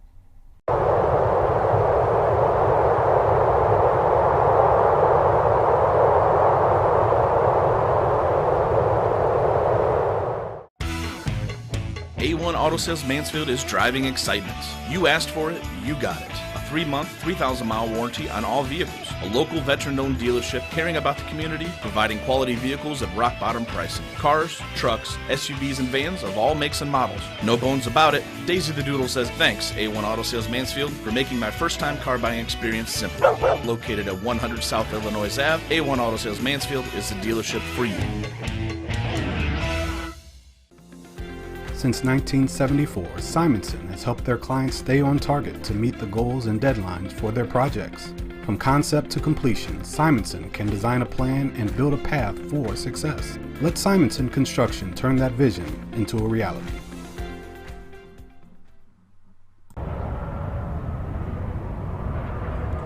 Man, What should I listen to on the OH Report today? Dude, listen to the Friday Night Pigskin. You got highlights and scores from all around the area.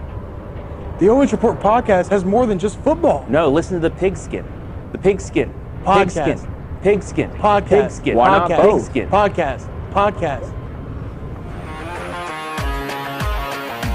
Dude, clean your ears out, man. Bro, there's so much space in here.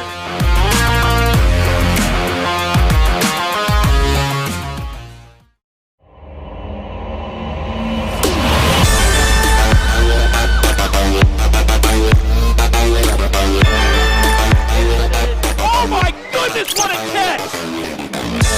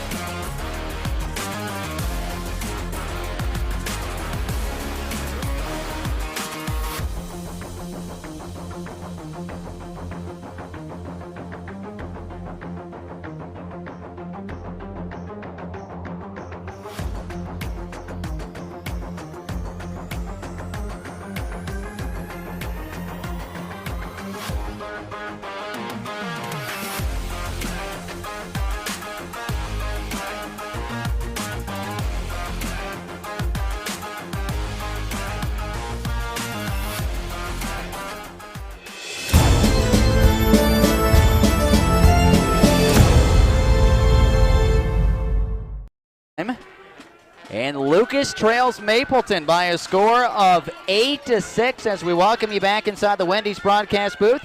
Aaron Hines, Ontario coach Chris Miller, and My 100.1 and iHeartRadio teaming up with our good friends at the OH Report tonight to bring you live high school playoff football. We're at halftime. You heard me correct. I've got some messages. Yes, it is true. The Cubs trail here at halftime. Mapleton has played very well in the first half. 8-6 is the lead for the Mounties. Let's give you the scoring summary. It's pretty quick. Nobody scored in the opening quarter. We got to the 4:23 mark of the second quarter. This came right after Lucas had blocked a punt, and it was Braden Jackson who blocked it. The Cubs, couple plays later, it was an 11-yard touchdown run by senior Grant Barrett. The point after, they had a delay of game, and it was wide left. It had tons of leg. It's probably still rolling. He booted that thing, but it was wide left, made it 6-0 Lucas. And then the Cubs got the ball back after they stopped Mapleton, and there was around 30 seconds to play until halftime. And Mapleton got an interception, a huge interception, and just 2 plays later, a 31-yard touchdown pass from the quarterback, Colin Klein. They threw it on a beautiful pass down the sideline to Bo Galbraith, and the Mounties went for 2 on a sweep around the right side. It was Hunter Sanders. He dove in, got drilled as he hit the pylon, and Mapleton has an 8-6 lead here at halftime. Again, Chris Miller, Ontario's coach, is joining me. And Chris, as we break down the first half, I mentioned there wasn't a lot of scoring excitement until late, but we saw a lot of really good play on the line, defenses. That's what stood out in the first half. I mean, football fans had to have loved that half. A football purist that loves the line of scrimmage. I knew you were going to use that word. That enjoys, maybe guys sitting out there that played offensive line or defensive line, when they were in high school or college. And you can watch this game and grab true enjoyment out of what's happening here. It's good defensive football and good trench work. For Lucas, kind of guys that stood out for me defensively, J.D. Cox, Finley Arnold, those 3 down linemen for them. Really tough sledding for Mapleton inside. You notice play calling kind of outside with sweeps and buck sweeps and attacking the space between the edge of the line of scrimmage and the force player. They had a little bit of success doing that late in the second half or late in the first half. But gosh, that interior for Lucas is really stout and forcing that ball outside. And then offensively for Lucas, buck sweep into the boundary with Barrett running the football, when they pitch that ball and then lead the quarterback up through and grab, I think they're sending the entire student body up through a hole. They've had some success with that. They tight end screens in the first half where, they were kind of wide open in open field. Kind of look to them to go back to that kind of stuff. And from a standpoint of Mapleton, Shoup is impressive in there. Kuko, who we haven't called his number a lot, number 6, that little nose guard's 160-pound nose guard. Gets into there, doesn't he? He's getting in there, and he does a nice job of running the line of scrimmage, and then Lesko finding the ball. And then the Ghost, 34. Still don't know his name. I swear, he was in on every one of those tackles inside the one. He was either the primary or second guy to the ball when they got that stop inside the one. He's been impressive, and offensively, Kernan Sanders running the ball outside for Mapleton. So we're in for a good second half, Aaron. Absolutely. This is good stuff. Been fun. Let's check the North Central State College high school football scoreboard. All the scores from across the area brought to you by North Central State College. NC State can change your life and prepare you to change the world. NCStateCollege.edu. It's 8-6 Mapleton at halftime here over Lucas. But how about the Crestview Cougars? They lead 35-0 over Northwood, who hails from Wood County. That's early stages, third quarter. Hillsdale trails Cardinal 7-0 third quarter. Plymouth, a team they beat earlier in the season, Salineville Southern, they trail 12-6 on the road third quarter. Fredericktown trails Northmore 14-6. That game in the third quarter. Norwalk St. Paul 21, South Central 7 third quarter. Also, we can tell you this evening, Colonel Crawford defeating Cardinal Stritch at halftime 36-0. Newark Catholic over Danville at halftime 27-0 in that game.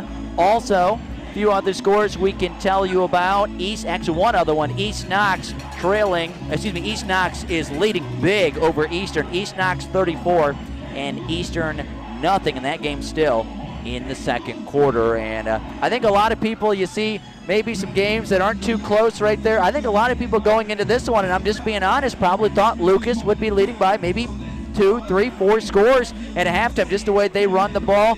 But I'll tell you what, the one thing Coach Spittler told me, their line, meaning Mapleton, he was concerned. They got some big boys and Schaup on that line. Really, those guys have been up to the challenge so far. Yeah, when your big guys are athletic, Schaup has been impressive. I mean, like I said, a couple times he takes on double teams and gets out of those and then makes a tackle. When your big guys are athletic, you've always got a fighter's chance when your guys in the trenches are athletic. All right, we are about ready to rock and roll with second half action, about 30 seconds away.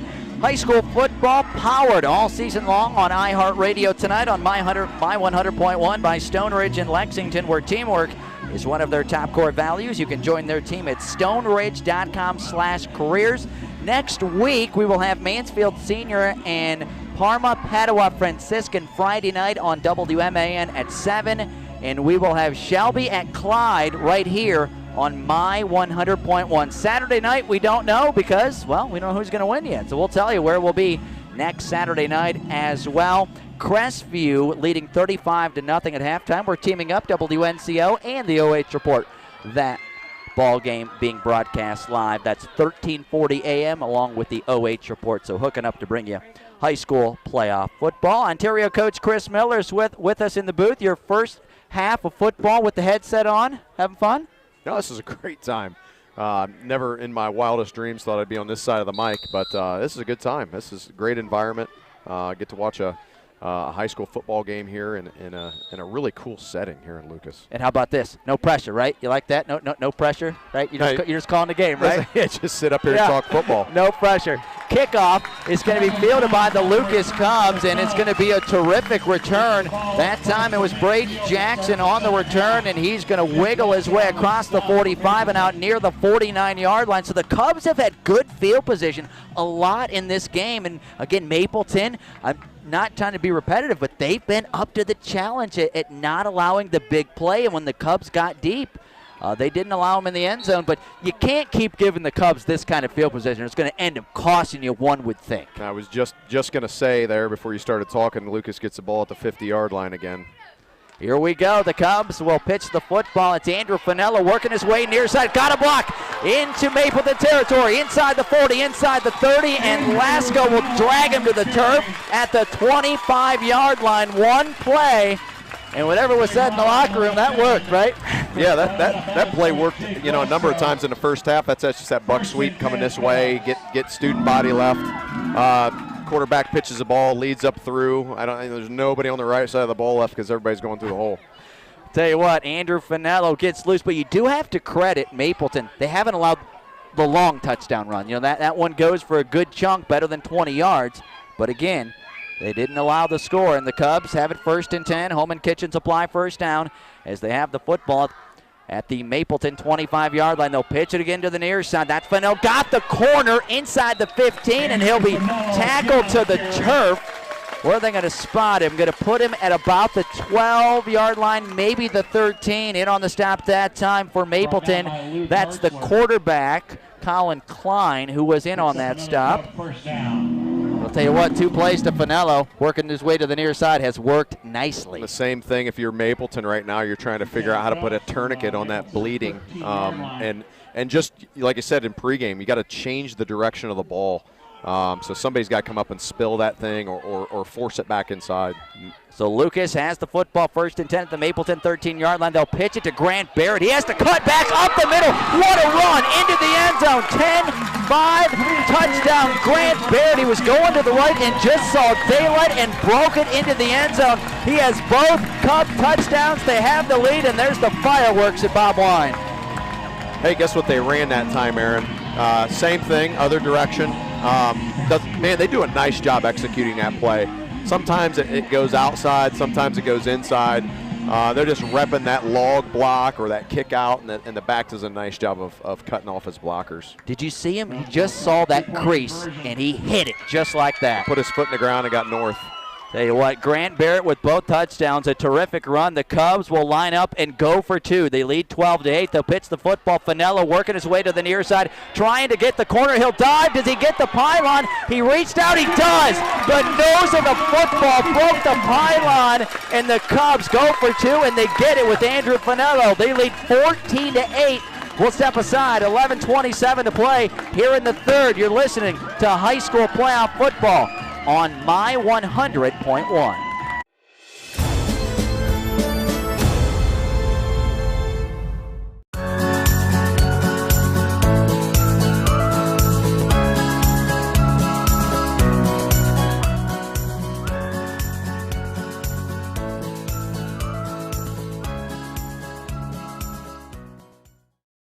When you're a local business owner, getting your business online can be a painful, expensive undertaking. But it doesn't have to be. With TMS Plus Digital Essentials, you'll get 6 essential services to launch your digital marketing, all for one low monthly price. Cut through the noise of today's digital world. No hype, just results. That's TMS Plus. Visit tmsplus.com now for your free digital snapshot and for a chance to win a free 5-page website.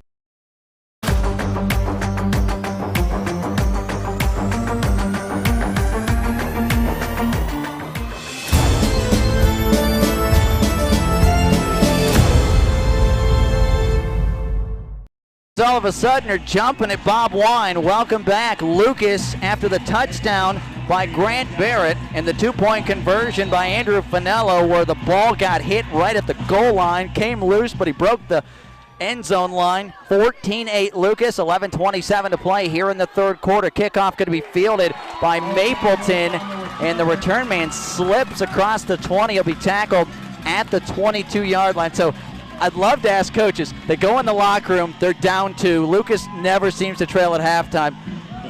Whatever the coach said worked, right? They marched it right down and punched it in, right? Is that how it works? Yeah, I mean, that's how it worked for Lucas here coming out in the second half. I think sometimes you just, as play calling kind of evolves in a half, sometimes you're concerned with finding little wrinkles here and there, and halftime's a good chance to kind of sit down and reevaluate what worked. And Lucas obviously sat down and said, hey, buck sweep is working. Let's keep ringing that bell. Yeah, I have a feeling that's going to happen a lot here over the course of the second half. Mapleton will carry the football. It's Jake Lasko on first down.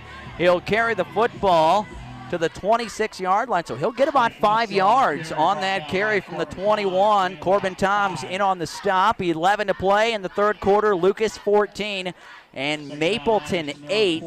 And if you're Mapleton, boy, you'd love to answer right back because the Cubs feel some momentum. They'd love to get a quick 3 and out. Mapleton will try a handoff to the first guy. They fake it. The second guy came through, and there was just nobody there but Cubs. And they bury the running back behind the line of scrimmage. That was Jake Lasko, who's very slow to get up. Kind of grabbing at the knee. Hopefully he'll be okay. J.D. Cox, the guy you talked about at halftime.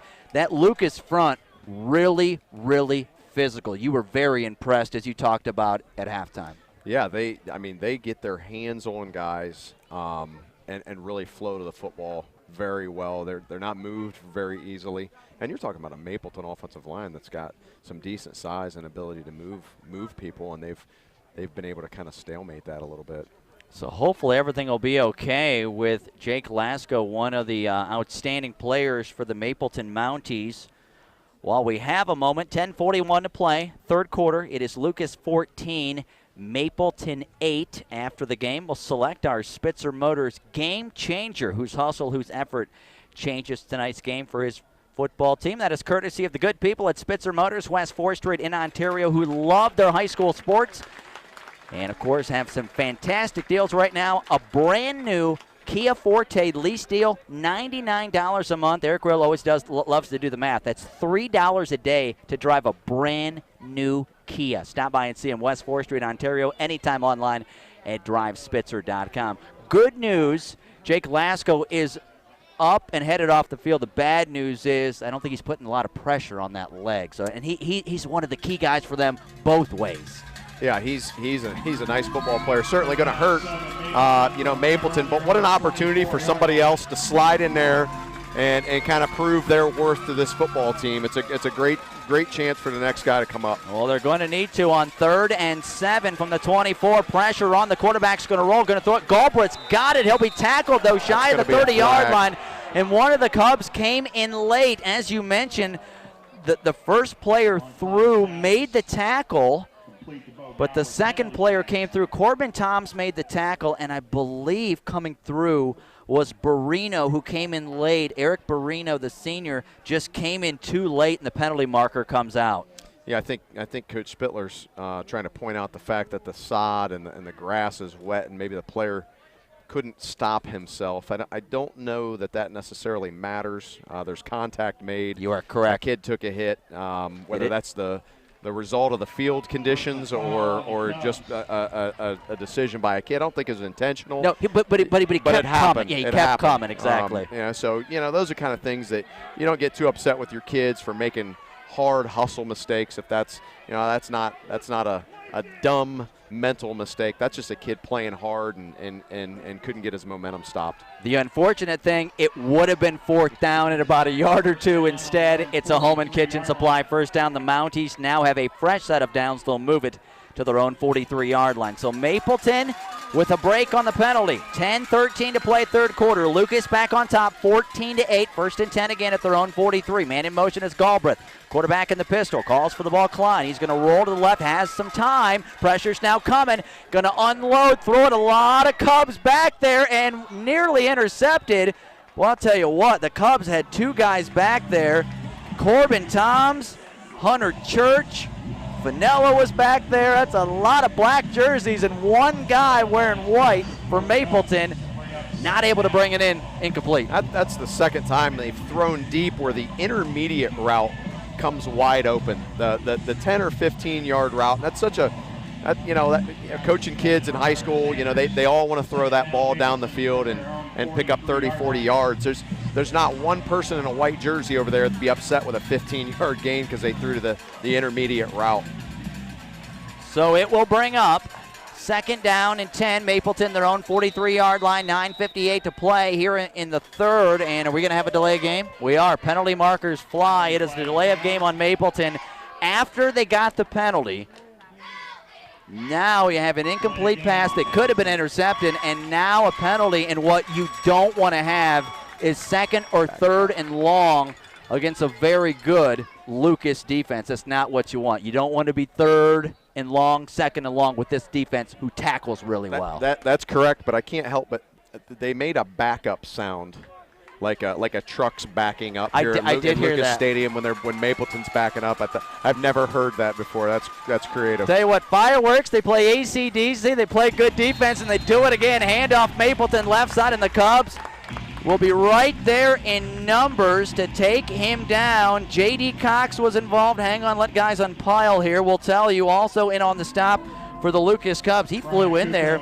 Grayson Jackson, the sophomore defensive back. Nice tackle. And now where Mapleton doesn't want to be, 3rd and long from their own 40-yard line, 13 yards to go. And you're just starting to feel momentum swing here. Mapleton had it at halftime. If the Cubs can get a stop right here, get it back, go down and score, boy, would the pressure be on Mapleton then. It certainly would. I think if you're Mapleton, you look at, you ran a post with kind of an in route underneath it earlier that came open. You ran a flood route where the intermediate route at 15 yards came open. You ran a wheel for a touchdown early in the second half. They've had some guys open. Let's see if they take advantage of it. Cubs going to blitz off the left side. Nearly ran through a man. They'll throw the football right side. They'll say Galbraith did not catch it, and it's incomplete. And I will tell you what, Colin Klein was sweating because Braden Jackson off the left side just destroyed the lineman and nearly, watch the replay, just destroyed him running for the quarterback. That was incredible. That was a physical blitz. You talk to defensive guys about blitzing 2 backs. They could slide out underneath you. I tell you what, if you road grade the guy, you've got him covered. So that's a really good blitz. How about Braden Jackson? I'll tell you what, blocked a punt, and he just flattened somebody right there. 4th down. and 13, and Mapleton is going to punt it away. A low line drive kick is going to be fielded by Finello at about the 23. Penalty marker, 2 of them come out as he's across the 35-yard line or right around the 35, and let's see what the penalty was. I'm assuming both officials saw the same penalty. It's like maybe a hold or something on the return team. Yeah, I believe so as well. We will get the official call here. And they're going to call a block in the back on the Lucas Cubs. So Lucas will have the football, but they'll back it up a little bit as the Cubs lead 14-8 as we are not quite halfway through quarter number 3 from Bob Wine Field, Saturday night high school playoff football. Lucas again with a 14-8 lead, and this is kind of a really big possession for both teams because Lucas, as I mentioned, has the momentum back with the lead. They just got to stop. But if you're Mapleton, you can kind of take some of that away, right? I'm not saying they have to get a 3-and-out, Chris, but with a stop and not allowing a score on this possession. I mean, you're down 1 possession. Here they go. They've run 1 play the last 4 times and scored. Can they get it stopped? Here it comes again. Same thing. Going to bring it to the near side, and Mapleton will stop it. Mapleton will stop it. There's your big guy. There he is. Who I was told is a very good wrestler, Joe Shoup, 5'9", 295, and that dude can move. Hey, he moved right there, right down the line of scrimmage, and that's what I mean. That backside pursuit against Lucas is so important, making tackles, scraping down the line of scrimmage, because they do have you outnumbered at the point of attack with all those guys pulling. Tell you what, I was told he's a great wrestler, and I'll tell you what, you talk about he made a big-time tackle right there. So 2nd down and 9 for the Cubs. They'll pitch it to Grant Barrett. He'll go right side. He's going to get a few yards, but Mapleton out there again in on the stop as a couple of guys were in on the tackle for Mapleton. Galbraith in the neighborhood and others, and so Lucas will have a spot of 3rd down and about 7 yards to go. The ball right now is right on the 30-yard line. So they got to get out near the 37-yard line for a 1st down. 14-8 Lucas, 9:01 to play here in the 3rd quarter. I wouldn't be surprised if we see that old-fashioned wedge play to just push the pile, make it a manageable 4th down, and let's go. That would be Mr. Zane Finley, who, by the way, is right up beside the quarterback. And Lucas is going to throw it, and I'll tell you what, pressure on. They'll get it to Finello, and it'll be blown up by Mapleton. The Mounties came flying in. The guy that made the tackle for Mapleton was Luke Hartzler, the senior defensive end, but somebody got right in there on Smolin, and he just had to get rid of it. That was the ghost, Aaron. 34. The ghost put pressure on the quarterback. That was a good defensive stand for Mapleton. The ghost of Halloween weekend right now, number That's 34, right. has been terrific here tonight. I apologize, we don't have his name. He wasn't on the roster. High snap. Culler's going to go get it. Boots it away. Got bumped. No penalty marker will come out as the ball will get across the 40-yard line, and it'll roll dead right there. Little bit of light rain is falling right now here in Lucas. Almost like a light mist. We're very thankful that it's light, by the way. We are under the tent here in the treehouse, but we are thankful because Jory can attest to this. Last time we were here, it was not light. It was coming from all angles, so we are very pleased with that. My 100.1 iHeartRadio teaming up with the OH Report. Live high school playoff football, Saturday night, Division 7. Lucas 14, Mapleton 8, 7:17 to play here in the 3rd, and the Mounties will start in Lucas territory at the Lucas 42. They'll hand the football off. They'll plow ahead up the middle. I believe it was Galbraith on the carry. No, I'm sorry. It's Lasko back in. Great to see him back in. Jake Lasko back into the game, and he'll plow ahead for about 4 yards. That's terrific. He wasn't putting a lot of weight on that, and now he's back in. I know that's big for Mapleton. Yeah, that's good to see. You hate seeing a kid go out on injury. Last couple times they've chunked yardage. It's just been on a simple isolation play where they kind of lead up and man block up front. 2nd down, 6 yards to go from just inside the Lucas 40-yard line. They'll hand the football off, and the Cubs, the ball's loose, and Lucas has it. The ball came out, and guess who was Johnny on the spot? It was Braden Jackson, who's had his hands all over the football tonight. Blocked a punt, recovered a fumble, and blew a guy up on the last drive, and the Cubs take over after a big turnover on Mapleton. J.D. Cox scrapes down the line of scrimmage, punches the football out. That's your guy, right? One of your guys on the line. Those 3 inside guys are pretty good. Yeah, Coach Miller talked about that with me off air at halftime. Very impressed. Zane Finley, J.D. Cox, Colin Arnold, that Lucas defensive line, and the Cubs get a takeaway momentum. Back to Lucas. Right now, 6:37 to play here in the third quarter. Lucas will take over, and they're going to try one down the sideline. They throw it. Football into double, nearly triple coverage. Will be knocked away, incomplete down the right side. They were going for Andrew Finello around the 31. Well, they had 3 guys on him because it was a one-man route. Nobody else left. Everybody stayed in protected. 10 guys, the student body stayed in to protect. One-man route down the line of scrimmage. Just taking a shot there, trying to get a big play after a turnover. Mapleton now 2nd and 10. Lucas now 2nd and 10 after Mapleton fumbled the football. As you mentioned, J.D. Cox poked it loose. Braden Jackson pounced on it. So Cubs 2nd and 10 at their own 38-yard line. This one direct snap, and it's going to go to Corbin Toms. Going to work his way across the 40, 45, hits midfield, and will be tackled right there. That is a home and kitchen supply first down. And the Lucas Cubs with a great play right there. And Corbin Toms, he has some speed.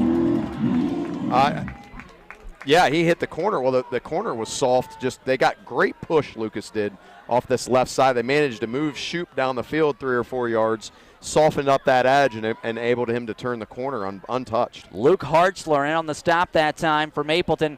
Cubs 1st and 10 at midfield, and again a direct snap, and he's going to slip and fall. As I'll tell you what, there was a lane to cut back to the inside for Corbin Toms, but Mother Nature and the rain has not been kind, and his feet just go out from under him. In the neighborhood that time was Colin Grundy, but just lost his footing. Yeah, once again, buck sweep into the boundary there. And for Mapleton, they made him change direction. Somebody made the football go somewhere where they were not intending it to go, allowing for guys to kind of flow to the football. 5:30 to play in the third quarter. Lucas 14, Mapleton 8, 2nd and 11 from the Mapleton 49-yard line. They'll pass it right side, going to be caught. Not a lot of room for the receiver, and it was Grant Barrett who caught it. He'll get a couple of yards down to the Mapleton 48-yard line. Give him about 3, but Mapleton was right there defensively to take him down. It'll be 3rd and long coming up for the Cubs to get at the Mapleton 48-yard line. 3rd down at about 8 with 5 to play here in the third. What do you think the Cubs dial up here? I mean, they're across midfield, so it could be 2 possessions here. Yeah, they don't have to throw it. If I'm them, I grind it out and go for it on 4th down. Here they're going to choose to go to the air, run that screen. Oh, and it's intercepted. Oh, my. Intercepted by Mapleton, and he's going to return it for a touchdown. Incredible. Jumping the route for the Mounties was Colin Grundy, the senior. He grabbed the football on a screen to Andrew Finello and runs it back for a touchdown, and the Mapleton Mounties have tied the football game as we watch that replay. I think he was around the 45-yard line or so with the interception. Bobbled it for a moment, Chris. How about that play? Tried to set up that little screen. They had success with it in the first half, and Mapleton reads it. The guy gets a great jump on the ball, no hesitation, put his foot in the ground, and caught it. I thought he was going to drop it there. He kind of bobbled it after he got his hands on it and did a nice job concentrating and ringing it in, and pick 6. Tell you what, I think he got so excited he started bobbling the ball. He knew he had the end zone in front of him. Mapleton is going to go for 2. Snap decline. They'll hand it off to Galbraith. He'll go to the end zone. Will he get in? He is. Galbraith is in for 2, and the Mounties have the lead back. We'll step aside. 4:39 to play here in the third. It's now Mapleton 16 and Lucas 14. Back in a minute. You're listening to high school football on My 100.1.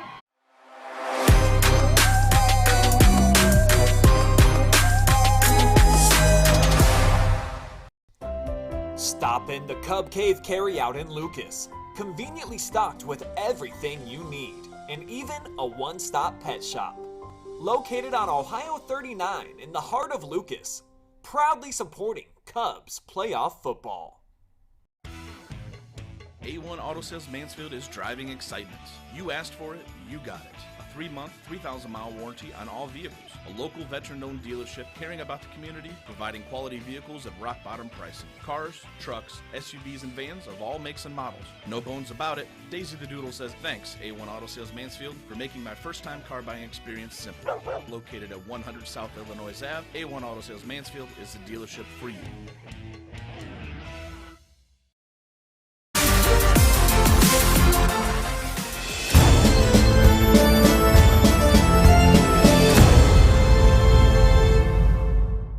Fourth we go here in Lucas as the Cubs and the fans stunned once again after a pick six by Mapleton and senior Colin Grundy, who intercepted a screen, runs it back 45 yards for a touchdown. Now a little bit of an onside type kick as they boot it.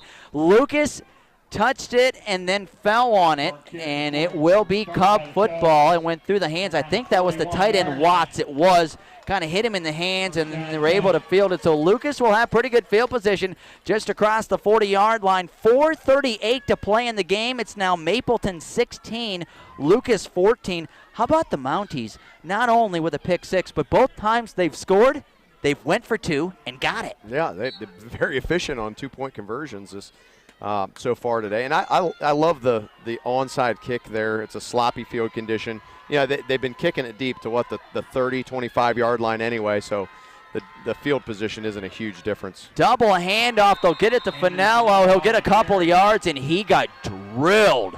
Well, Lesko filled that. He filled that really strong. Look at that hit. And we got the Ghost in and around the ball again. Ghost would be number 34 for those at home who we don't have a number on, or excuse me, we don't have a name on. We have the number, but he has been terrific tonight for Mapleton. And so Lucas right now trails again. They trailed at halftime 8-6. They took the lead back. They got a two-point conversion. They had the football, but an interception return for a score, and Mapleton back on top by 2. They'll hand the football off, and there goes that rugby scrum right up the middle. 45, midfield. Whenever there's a rugby scrum, Zane Finley is the center of that rugby scrum. He'll get it into Mapleton territory at the 49, getting up, limping a little, but he got a home and kitchen supply first down. Can that dude move people?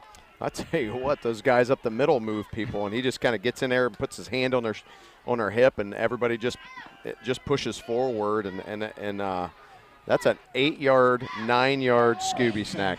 You know that's what? A box of Scooby snacks. I like that. You know the one thing I think about when everybody's so close together, you're stepping on people in there. You know, it's a rugby scrum. It's so tough in the middle of that line, and the Cubs doing a good job. They're going to bring it to the near side. There's Finello. This play has worked a lot. Inside the 40, Mapleton territory. Inside the 30, down the sideline. He'll be knocked out of bounds inside the 20.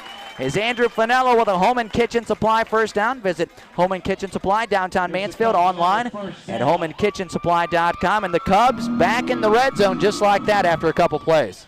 Yeah, it's buck sweep again coming at us, and they're putting that outside backer in such a bind. Do you come inside and then they bounce the ball out and around him, or do you stay outside and force it back in, allowing for that cutback lane? So it's just a tough spot to be in out there on the edge by yourself. 1st and 10 at the Mapleton 20-yard line. Handoff, Finello, left side, going to cut it back and walk it in. 20 yards, touchdown, Lucas Cubs. 1, 2, 3 plays after the score, and the Cubs take the lead right back on a run by Andrew Finello. Untouched. Yeah, how about that? Yeah. It was good maneuvering, was it not? Yeah, he just kind of slid in through there and found a crease. Andrew Finello scores for the first time tonight. There's the fireworks at Bob Wan. Music's going. That means the people are happy here in Lucas. And again, that was a 20-yard touchdown run by junior running back Andrew Finello. Lucas with the lead back 20-16, but they're going to go for 2, leading by 4. At the line of scrimmage, Smullen and the Cubs ready. They'll pitch the football, bring it to the near side. Finello, and again, walks in untouched. 2-point conversion is good, and the Cubs take the lead 22-16. We'll step aside. 3:15 to play here in the third quarter. You're listening to high school playoff football on My 100.1.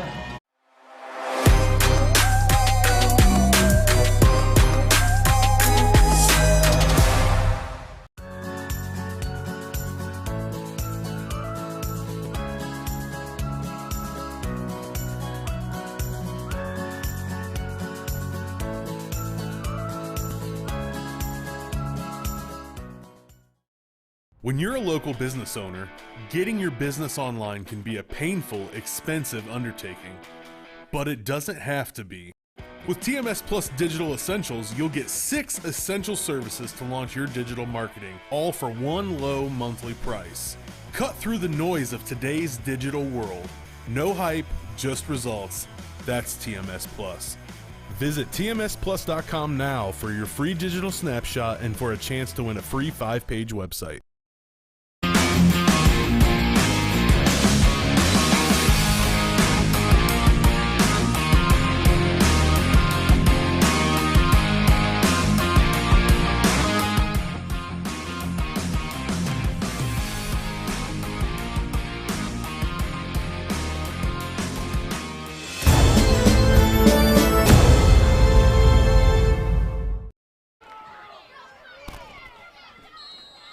Back at Bob Wine Field here in Lucas after the touchdown by Andrew Finello. Aiden Culler will kick it off, and Mapleton will return the football. And will now once again be down as they just took the lead on an exciting interception by Colin Grundy. The Cubs were not happy about that. They ran the ball 3 times, and Andrew Finello, how about on the last 2, the touchdown, Chris, and the 2-point conversion? Not many times 20 yards out with that much traffic you go in untouched, and the 2-point conversion. He's savvy in there in space and does a nice job. They all do. You can tell that that's repped all the time in practice, is just cutting off blocks. So 1st and 10, Mapleton at their own 20-yard line. They'll hand it off left side. I believe it was Lasco on the carry across the 20 out near the 22. He'll go sliding in the mud and slide to a stop. I don't know if anyone overly hit him right away. He just kind of, I guess he got bumped a little and then got slid, trying to see. It might have been Grant Barrett. One of the guys on the line got a hand on him. So under 3 to play here in quarter number 3.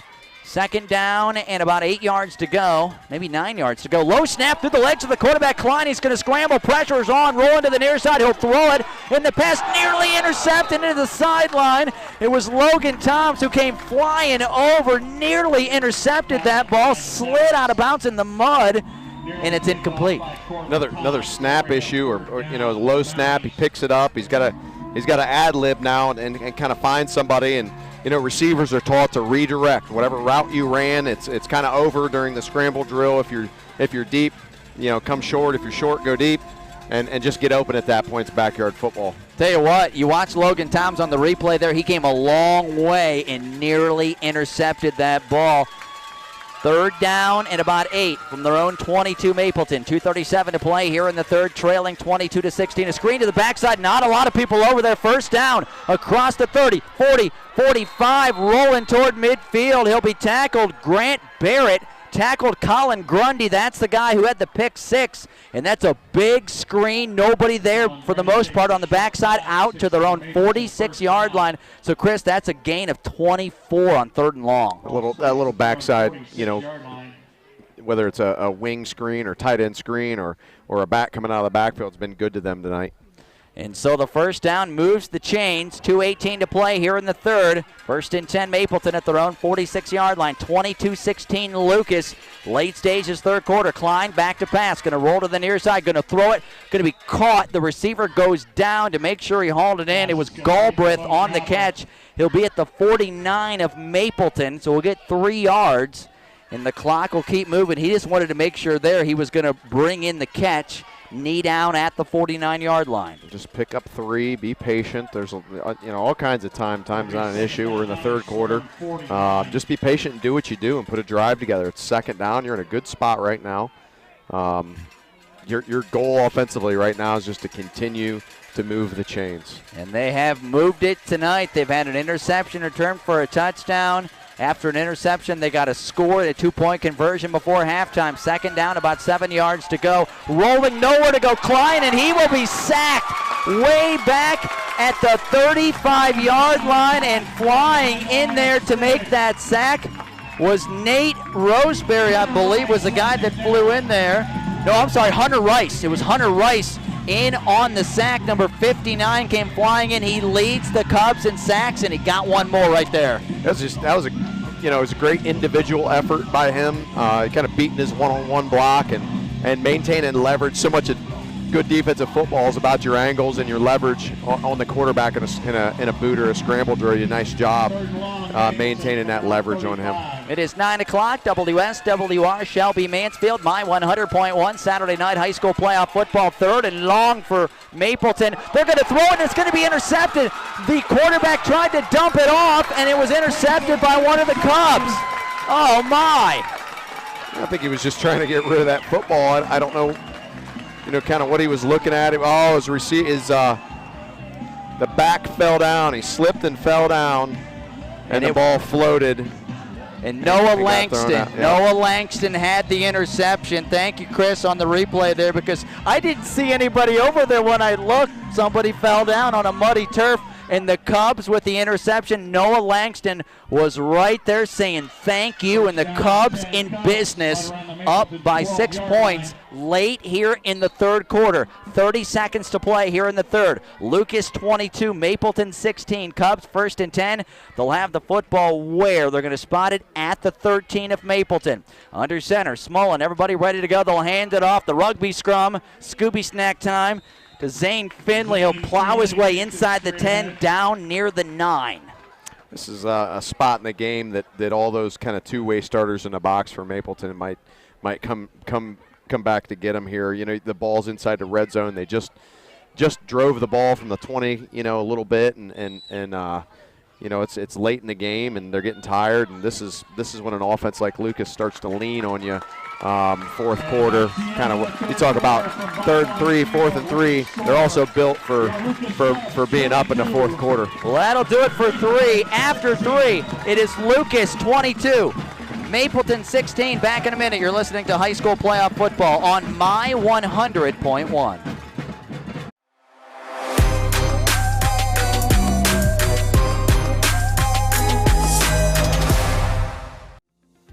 Since 1974, Simonson has helped their clients stay on target to meet the goals and deadlines for their projects. From concept to completion, Simonson can design a plan and build a path for success. Let Simonson Construction turn that vision into a reality.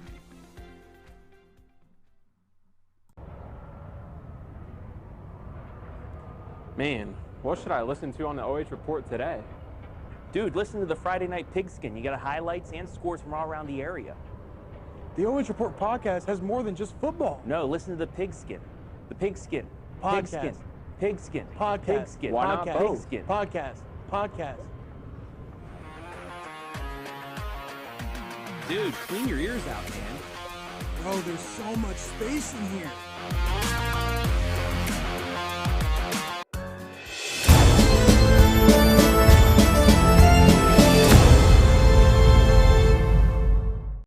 On Sloopy after 3, Ohio State and Penn State in action Saturday night.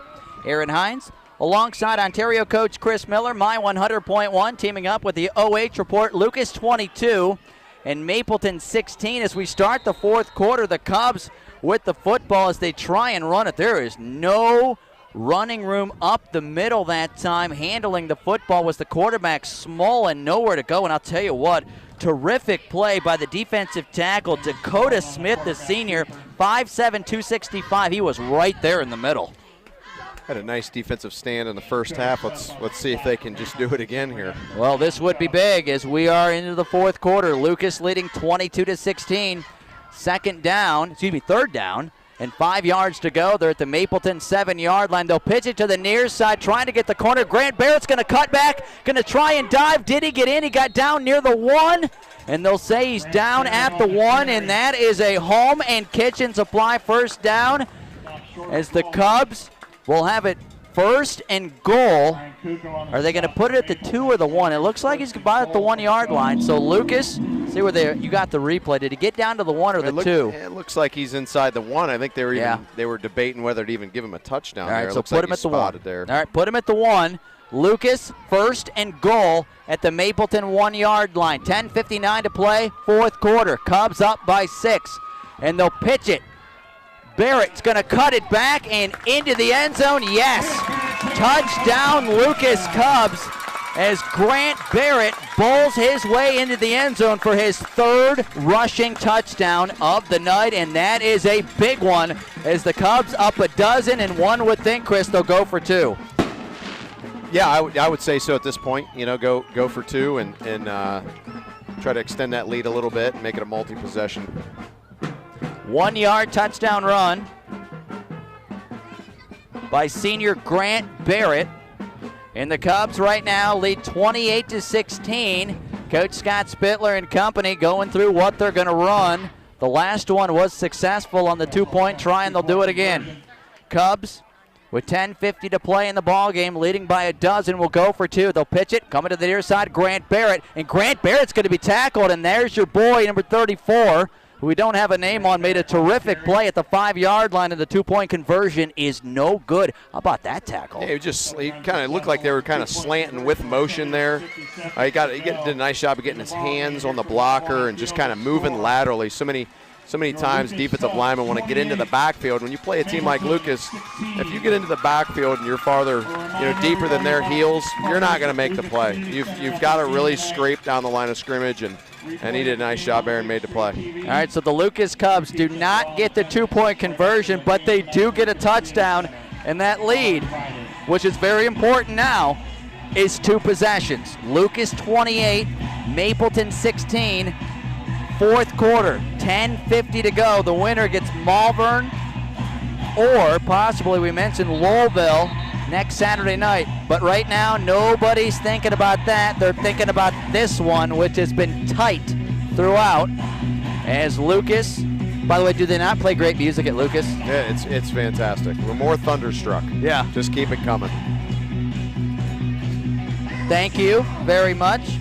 As we have just found out, Mark Miller, who was number 7, apparently has changed to 34. So if we could say Mark Miller's name about 15 times right now, he has played real well tonight, Chris. Yeah, he's been impressive over there on the defensive side of the ball for Mapleton. Jory, thank you, producing and handling all the work behind the scenes. Love it. Thank you, OH Report. Kickoff is going to go into the end zone by Aiden Culler, who has a very good leg, by the way. You've seen that up close and personal tonight. We saw him attempt in Week 9 a 52-yard field goal that fell a yard or 2 shy. Yeah, I said in the first half, I think the extra point's still in the air somewhere, maybe in orbit. You got a hold of it. There is a hill beyond here, so as you mentioned, it's still rolling.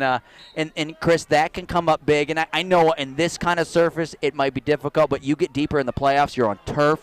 He could be a huge weapon. No, it's definitely an asset as you get deeper in the playoffs and you get the ball inside the red zone. If you can kick a 40-yard field goal, my goodness, it changes play calling.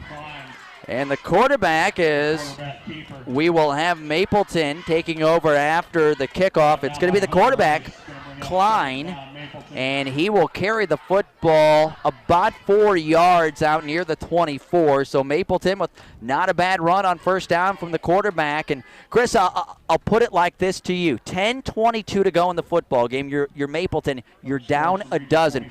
No, you don't have to be in a hurry, but you would love to be successful on this drive because you need a stop and another score. And the Cubs like to take their time. Lucas is going to chew clock when they get the ball back. And it looks like Mapleton's going to go right side again, and that's the quarterback again. Colin Klein running the football. Hunter Church, Noah Langston, who had the big play a while ago on the interception, in on the stop, and 3rd down. And about a yard to go for Mapleton. Nose of the ball, just shy of the 30-yard line, their own 29. Again, you don't want to give it back to the Cubs because the next time you get it back, might be a few minutes left in the game. That's going to be it. You're going to get 2 possessions this quarter, and this is one of them. So you need to score them both and get a stop. Mapleton's going to run it, and I believe they're going to have a first down. Off tackle, just kind of 2. We call that that's just an isolation or a kick play where the back in the backfield's kicking the end, and they're just blocking everybody else down. It's good for a couple yards and work for Mapleton there. That was Lesko on a home and kitchen supply first down. Some very light rain, looks kind of misty in the distance, falling here at Bob Wine as Mapleton 1st and 10 will run it out near the around the 35-yard line. As carrying the ball was Lesko that time. Again to the 35-yard line. So give him 3, close to 4. Give him 4 on that carry. So second down, 6 yards to go for Mapleton. That first down was big a moment ago. Under 9 to play in the game. Lucas 28, Mapleton 16.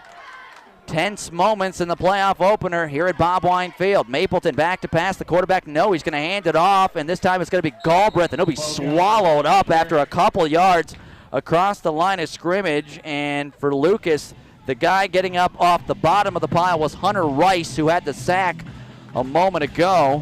That's a big tackle right there to bring up a big third down for Mapleton. You know it's going to be 4-down territory because you mentioned you only get 2 possessions probably this quarter. Yeah, let's pick up half of this margin. It's third and maybe a short 5, if you will. I like isolation here again. They've run a couple ISOs and kicks and variations of and picked 2-3 yards up a clip. 3rd and 5 from their own 37-yard line. The quarterback's going to keep it rolling to the right, trying to get the corner. He's got the corner, but does not have the first down. He was shoved into the bench by the Lucas Cubs. Finello and company was over there. Who also was over there? Hunter Rice chasing him down the line of scrimmage as well. Big number 59. They'll put him down shy of the 40-yard line at the 39. So it's 4th down in a close to 3. Or Mapleton, 4th and close to 3. And right now, you feel, there's time left in this football game, under 8 to play. But boy, you need this first down here. This is a big play for Mapleton. It looks like sloppy kind of conditions inside the hashes right now, make it a little tough to run left or right. On 4th and 3, they're going to throw it right side. Going to be caught, and he's not going to get the first down. He was coming back to the play, and Lucas was right there in numbers defensively, getting up off the bottom of the pile for the Lucas Cubs. Hunter Church was in there defensively among others, and Lucas able to sniff that one out and take over on downs in a monster stop here nearly halfway through the 4th quarter. And also, Grant Barrett did a great job getting over there and stopping that play. And I don't mind that call. You kind of, the ball's a little slippery, came out a little late.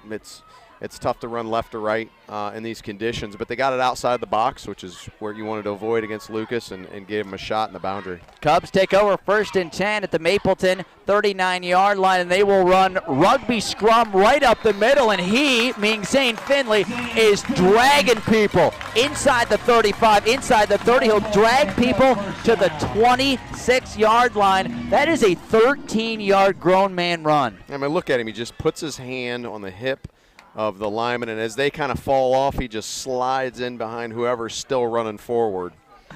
It is a thing of beauty here in Cubby Country. 1st and 10.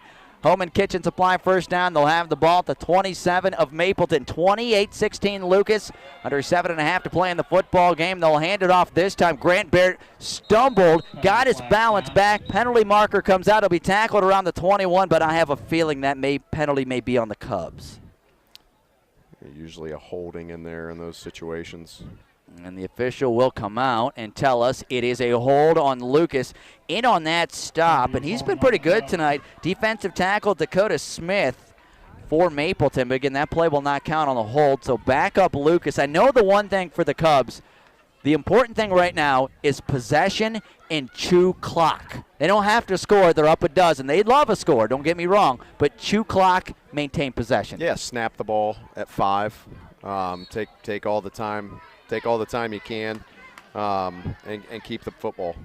7:17 to play in the football game. 28-16 Lucas. First down and long as they're going to hand the football off. Grant Barrett maneuvering his way, breaks a tackle inside the 25, inside the 20. He'll be tackled around where? 16-yard line, maybe even the 15. Grant Barrett with a terrific run, just maneuvering through traffic. Yeah, well, or instead of snapping at 5, just go ahead and punch it in the end zone. I suppose that probably works also. Just give it to Grant Barrett. He's found the end zone for the hat trick. He has 3 already.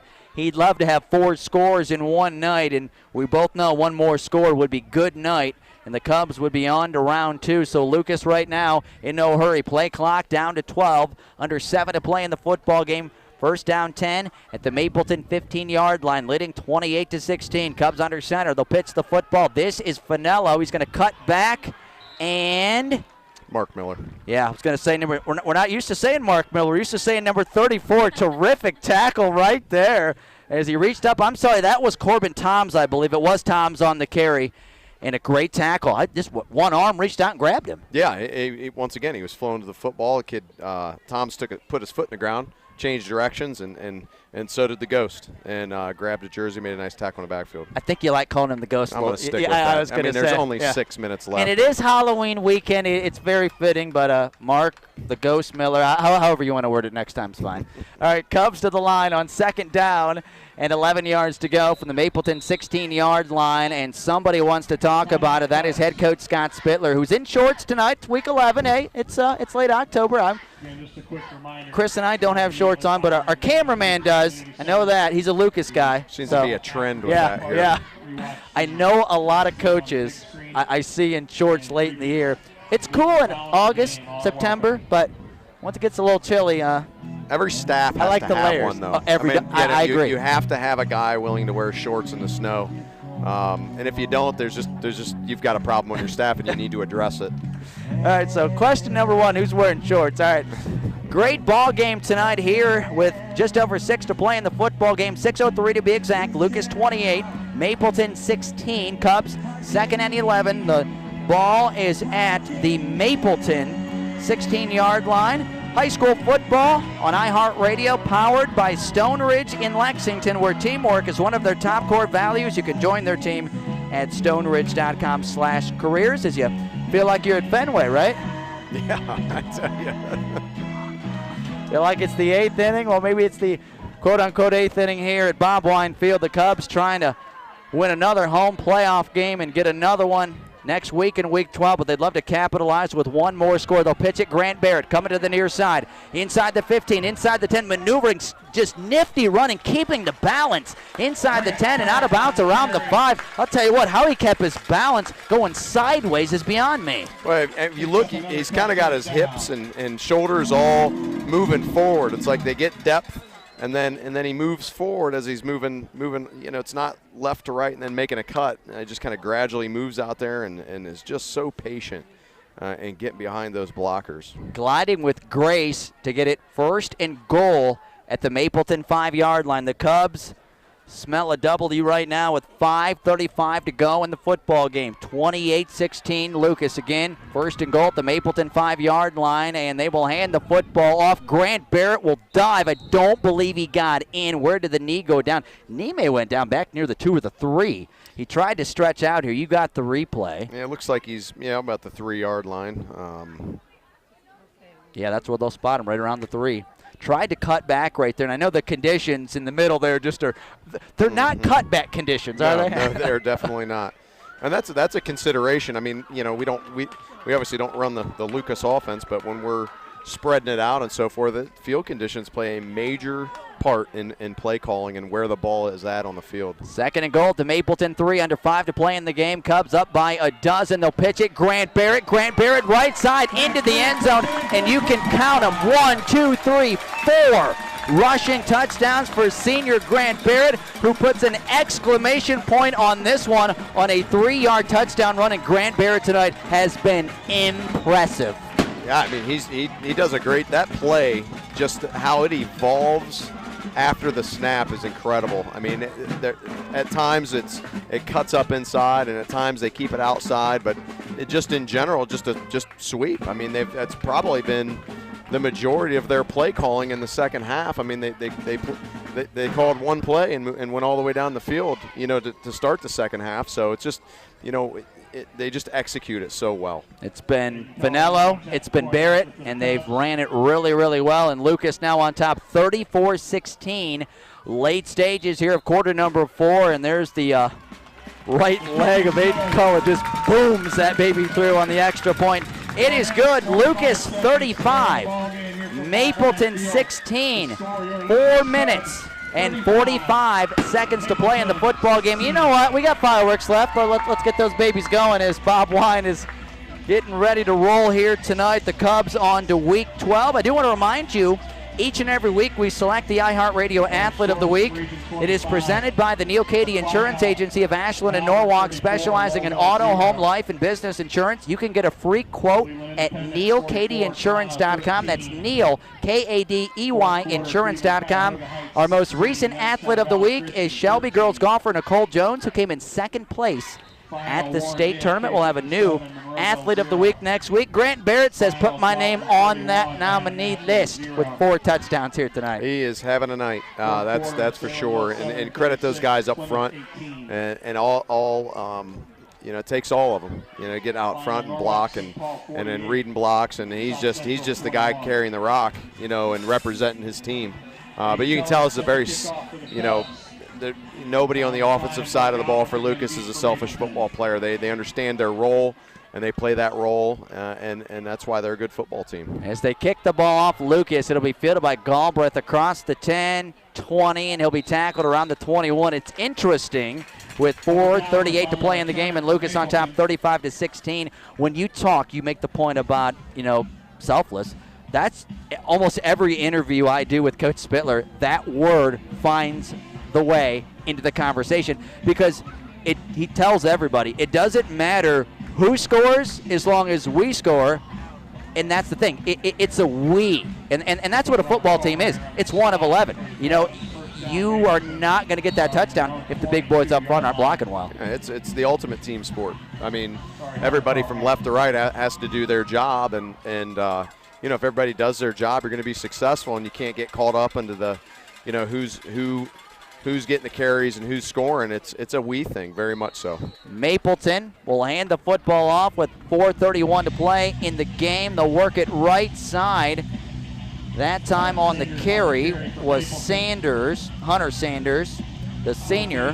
He'll work his way basically down the line of scrimmage, and you want to give him a yard, maybe a half yard. We'll call it 2nd and 10 at their own 22-yard line. 4:09 to go in the game. Some light mist, light rain falling. Nobody has any umbrellas up, so it's pretty light. As they'll hand the football off, coming to the near side, and Lucas with a terrific defensive play. Hunter Rice, Noah Langston, and others come knifing in to take down Lasco. Noah Langston was the first guy there at the 20-yard line. Langston's been a guy we've called tonight a lot for Lucas. Yeah, another great open field tackle. A lot of space out there. They just did a nice job closing down space, finding a hip and running through. So much of a tackle is how you get there, not so much the finish. 3:30 to go here in the game. 35-16 Lucas, 3rd and 12. Mapleton, their own 20-yard line. The quarterback Klein's going to roll to the right, going to throw one. Got him out there with a man on him. It'll be incomplete near midfield. He was targeting that time Hunter Sanders. Good coverage by the Lucas Cubs. Sanders had to run a long way to come from the left side all the way across the quarterback's face. And the Cubs were right there in the secondary defensively, just running with him stride for stride. As it falls incomplete, clock stops and brings up 4th down and 12. Mapleton, the ball is at their own 20-yard line. 3:18 again to go in the game. 3:18, 35-16 is the Lucas lead. And again, the Cubs look poised to move on to Week 12 next week. Mapleton will punt this away, and the punter will get it away. It'll hit just inside of midfield and then hop into Lucas territory. It'll roll dead right on the 40-yard line, and with just over 3 to play in the game, the Cubs will come out and do what they do, chew up some clock, pack it up, and move on to Week 12, and that's what it's about. As I bring this up, you're hearing from Chris Miller tonight. I've been thrilled to have you with us tonight. He's done a terrific job, Ontario's head coach, filling in for Eric Will here tonight. When you think about it and you get in the postseason, a lot of times people, I don't want to say you get obsessed with records and seeds, but you kind of do because you come in thinking Lucas is the one, Mapleton's the 16th. This won't be close. You look at the final score, and it's about 20 points, but this was a lot closer than that score indicates. This was a much closer football game, and credit Mapleton for their preparation. Obviously, they had a good game plan.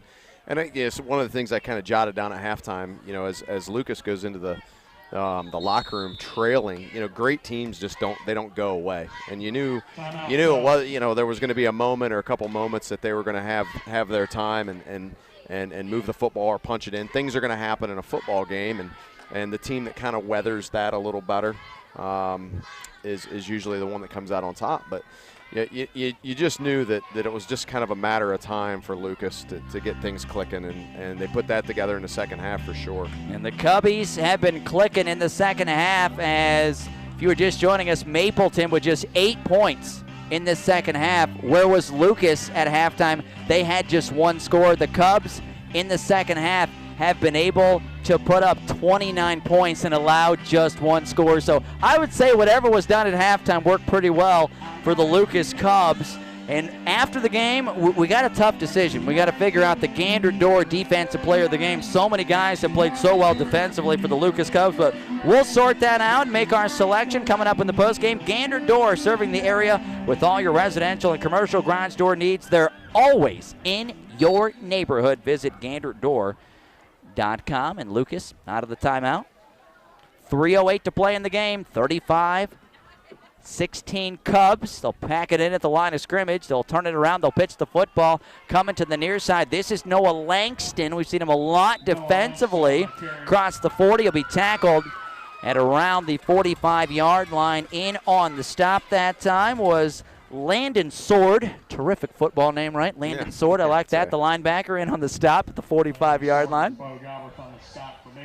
Galbraith as well on the stop for the Mapleton Mounties, who play in a tough Firelands conference. Crestview's been really good, of course, this year. St. Paul's always good, but Plymouth's had a good year. That's a tough conference. That's a good football league. We scrimmage Crestview and Plymouth, and actually play St. Paul next year. Really? Yeah. We have a lot of respect for the Firelands. Handoff, and they're going to fake it one. But yeah, double handoff. Yep. The quarterback, I think that time, or whoever had the ball first, got drilled. Running back is going to be Langston, and Langston will get it into Mapleton territory inside the 45, down near the 44. It's just great play design. Get everybody moving one direction and just kind of flip it underneath and run the other way. So the Cubs moving the football. Home and Kitchen Supply first down. 2:07 to go in the game. 35-16. Lucas, who just wants to run out the clock and move on to Week 12 in the regional quarterfinals next week. Cubs to the line, 1st and 10 in Mapleton territory inside the 45-yard line. They will hand the ball off, and there goes that rugby scrum. And anytime you see it, Zane Finley's at the center. He'll power his way inside the 40 and down near the 37. Yep, there he is, kind of bouncing off guys, and he's a load to bring down, isn't he? Tell you what, the replay from the OH report is so good, especially on the rugby scrum, because Zane's got it, but you're trying to find where he's at and all those people. Yeah, he needs to wear a different color helmet or something in there so we can find him. That would be a great idea. I think for Lucas, the idea is disappear in the middle of all those people, but that is a great point. As Lucas, 2nd down, 4 yards to go. Ball at the Mapleton 38-yard line, 1:12 to go, 35-16 Cubs. Ball is loose. Yes, Chris, you got it. It is loose. I believe Lucas fell on the football. Yes, who comes off the bottom of that pile? And it is, I think that's Logan Toms. The jersey's up. It might not be. No, it's not Logan Toms. I'm sorry. On the stop, or actually on the recovery, was Grayson Jackson. The jersey was rolled up, number 9, Grayson Jackson, at the 40-yard line. So they'll lose a little. 3rd down and about 6 yards to go. The Cubs don't really care about the yardage. They care about the clock, which continues to run. 40 seconds to play in the game. 3rd and 6 at the Mapleton 40-yard line. And somebody from Mapleton, I believe, just jumped. They did. So 3rd and 6 becomes 3rd and 1. And there's your there's the backup. The backup noise can be moving forward as well, right? Well, I mean, it means you're moving, right? It means they're moving back. Yeah, that's a good point. They're backing up. You're backing them up. Tell you what, pretty fun environment at Lucas. We mentioned the music, the fireworks, and the Cubs, who trailed a couple of times in this game. It was a back and forth. Yeah, it was absolutely. What a great high school football game. Been a great playoff game. The great debut for Chris Miller on the radio and OH Report tonight as they'll hand it off to Zane Finley, who wants to capitalize this one and put an exclamation point on it. Drives the pile down near the 30. They're going to move the chains and don't have to snap it again. And we'll move the chains. They'll set it down. 11 seconds to play, and the Lucas Cubs will not run another play. Clock at 5. And the Cubs starting to celebrate. 000's final score from Bob Wine Field. The Lucas Cubs are moving on to the regional quarterfinals. They defeat the Mapleton Mounties tonight by a final score of 35-16. Lucas will face either Malvern or Louisville next week. It'll be here at Bob Wine Field in the second round of the high school football playoffs. We will have it for you very likely on WMAN because Ohio State, I believe, or we're hoping, that won't be a night game next week, an afternoon game. We'll see, but we'll be here next week with iHeartRadio, and I'm assuming our good friends at the OH Report will be back. Yes, they will, says Jory. So more Cub football coming up next week, 35-16. We'll step aside. We'll come back. We'll get the thoughts of Chris Miller. We'll hand out our awards, and we'll probably hear from one of the victorious Lucas Cubs as the people are starting to move after the game, and the treehouse is moving, so hang on. We'll take a break, and we'll be back. Final score, Lucas wins the playoff opener. Final score, Lucas 35, Mapleton 16. We'll wrap it up next. You're listening to high school playoff football on My 100.1.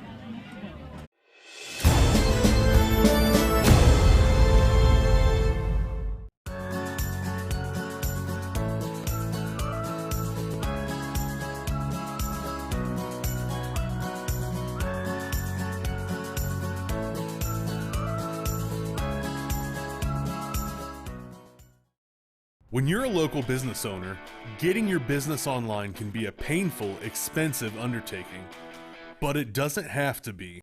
With TMS Plus Digital Essentials, you'll get 6 essential services to launch your digital marketing, all for one low monthly price. Cut through the noise of today's digital world. No hype, just results. That's TMS Plus. Visit tmsplus.com now for your free digital snapshot and for a chance to win a free 5-page website. Stop in the Cub Cave Carryout in Lucas. Conveniently stocked with everything you need, and even a one-stop pet shop. Located on Ohio 39 in the heart of Lucas. Proudly supporting Cubs playoff football.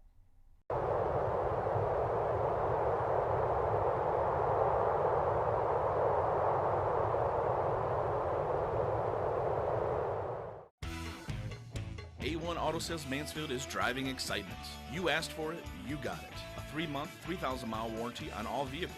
A local veteran-owned dealership caring about the community, providing quality vehicles at rock-bottom pricing. Cars, trucks, SUVs, and vans of all makes and models. No bones about it. Daisy the Doodle says thanks, A1 Auto Sales Mansfield, for making my first-time car buying experience simple. Located at 100 South Illinois Ave, A1 Auto Sales Mansfield is the dealership for you.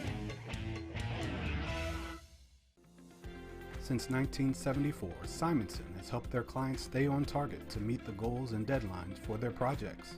From concept to completion, Simonson can design a plan and build a path for success. Let Simonson Construction turn that vision into a reality.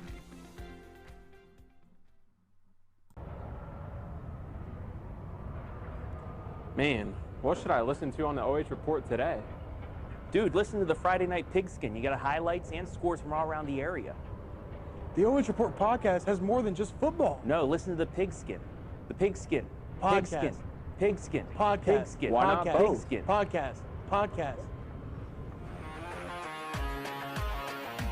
Dude, clean your ears out, man. Bro, there's so much space in here.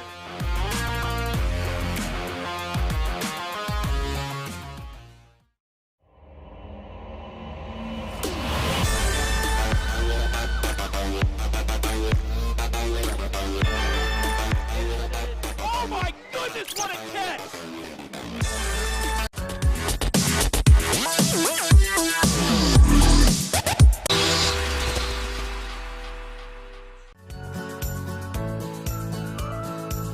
Five-page website.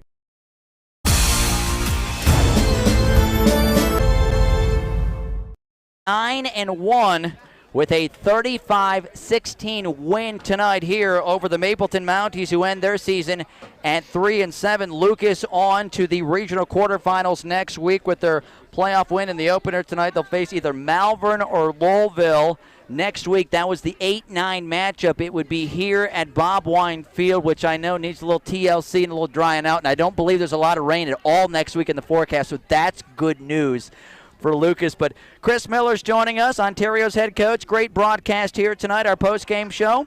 It's brought to you by your friends at the Mansfield Richland County Public Library. 9 branches in Richland County, one very proud branch here in Lucas as the Cubbies win tonight. Find out what's happening at your branch of the library. Great services at the Mansfield Richland County Public Library. Go online to mrcpl.org. All right, Chris, let's recap this game, and we will hear from our Spitzer Motors game changer momentarily. He will be walking up, the player of the game, in a moment. We won't give it away. If you were listening to the broadcast and you listened to my recap, you may be able to figure out who's coming up. This game was scoreless after one quarter. Nobody scored until the second quarter. At the 4:23 mark, it was an 11-yard touchdown run by Grant Barrett. Point after was no good, 6-0 Lucas. With 26 seconds to play until halftime, it was a 31-yard touchdown throw and catch. Colin Klein to Galbraith down the sideline. 2-point conversion was good, and it made it 8-6. Mapleton at the half. Lucas owned the second half. They outscored Mapleton 29-8 in that second half. In the third quarter, at the 11:27 mark, a 13-yard touchdown run. Grant Barrett's second rushing touchdown, 2-point conversion good. Andrew Finello, 14-8 Lucas. However, Mapleton answered back at the 4:39 mark. A 45-yard pick six. This time it was Mapleton, and on it was Colin Grundy. He intercepted a screen, bobbled it, retained possession, raced to the end zone. And Mapleton had another 2-point conversion, again good by Galbraith, made it 16-14 Mapleton. But Lucas answered right back in just over a minute at the 3:15 mark. I believe you said it, 3 plays, boom. Cubs went in, and it was a 20-yard touchdown run by running back junior Andrew Finello, who went in untouched. He ran into the 2-point conversion, also untouched.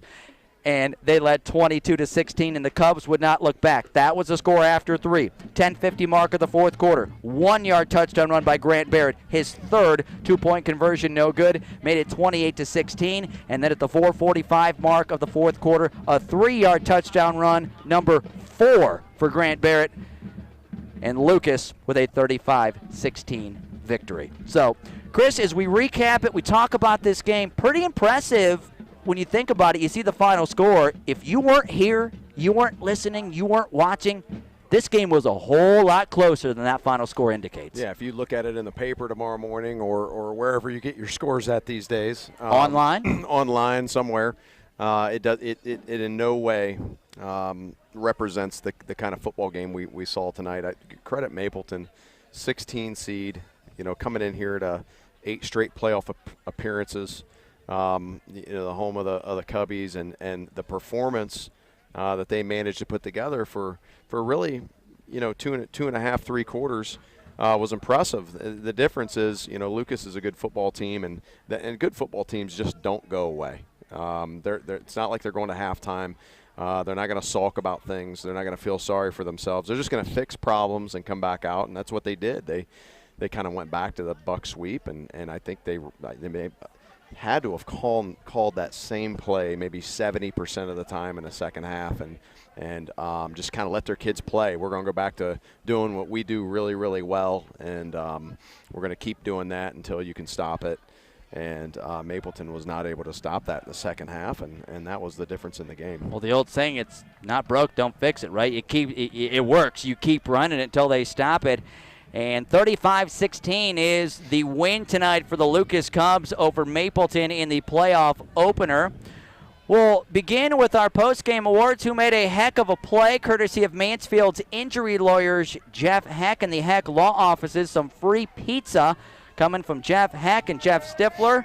They are here to help at hecklawoffices.com. Some free pizza from Giannino's. We will hand that out to, and I'll tell you what, he made a couple great plays. Braden Jackson, a heck of a play, as he had a blocked punt, which led to a score, and he blew some dude up and about got to the quarterback. So a couple, as I would say, heck of a plays from Braden Jackson here tonight. Yeah, that blitz he had, or maybe it was just a read and fill there when he kind of came up and hit that running back. Like I said, you tell those guys to blitz into backs and then stay on them.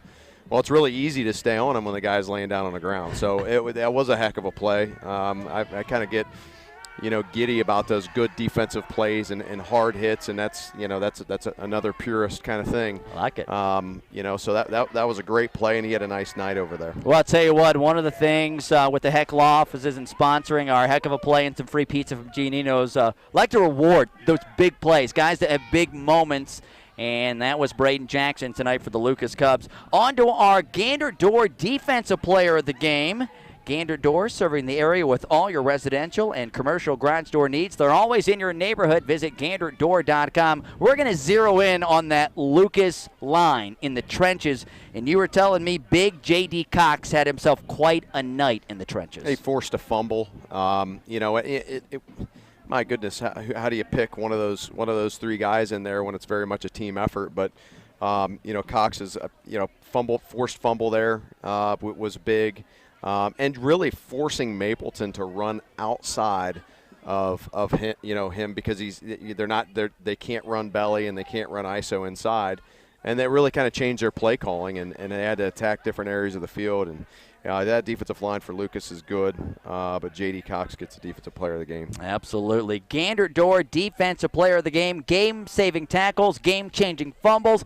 Gander Door will save you money on top brands like LiftMaster. As we talk about game-saving tackles and game-saving plays, Gander Door will save you money. See Gander for your residential and commercial garage door installation or repair. They're always in your neighborhood.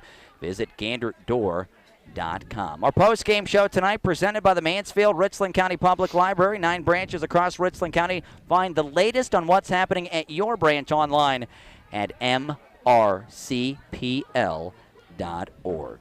On to our final award tonight. I don't know if we're going to get a chance to speak with him or not. We hope so.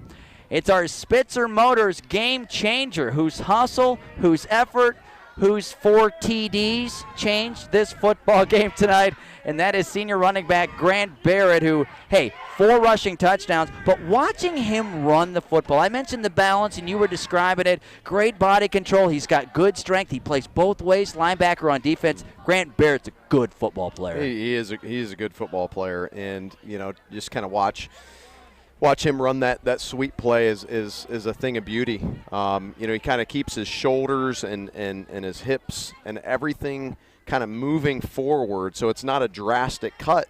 And sometimes when you're on a sweep play in field conditions like this, you're that one cut where you put your foot in the ground and get north or south. Sometimes the turf gives way, but the way he kind of positions his body and always moving forward and allows him to kind of, I think, have better vision and see defensively, where he needs to take the football. So it was enjoyable to watch him run that play tonight. And you can see him down there on the field, and after a hard-fought game, Grant Barrett is our Spitzer Motors Player of the Game. Spitzer Motors Game Changer, as Grant Barrett's 4 rushing touchdowns here tonight really helped power the Lucas Cubs. As you go through the numbers, he had 3 of those in the second half, and those were mighty big scores for senior running back Grant Barrett. Again, our player of the game, our Spitzer Motors Game Changer. Hustle and effort helped change tonight's game for his team. Make sure you stop by, see Spitzer Motors, West 4th Street, Ontario. I mentioned great lease deals on the new Kias. They got the 4-wheel drive trucks. I see mud. I know snow's coming. It'll get you through anything. They got 4-wheel drive Jeeps. Stop by and see them. They'll take care of you. If you had a credit problem in the past, don't worry. They'll take care of you. They're great people. And when you buy a new car at Spitzer's, you never wash it again. It is free car washes as long as you own that car. And Chris Miller's face just said, man, that's good to know. I like that. They just washed the iHeart van last week. When you live on a dirt road, that's okay. That's very valuable. It is good knowledge to know. And big win tonight here for the Lucas Cubs. And again, congratulations. Player of the game, Spitzer Motors Game Changer. It is senior Grant Barrett for the Lucas Cubs. And our post-game show tonight, as we put a wrap on it here tonight as we approach about 10:15. Great to team up with the OH.REPORT, of course. Thanks to you for listening here tonight. Chris Miller, Ontario head coach, thanks so much for putting the headset on, pinch hitting at the last minute. Now tell me, be honest, live on the air, was this fun?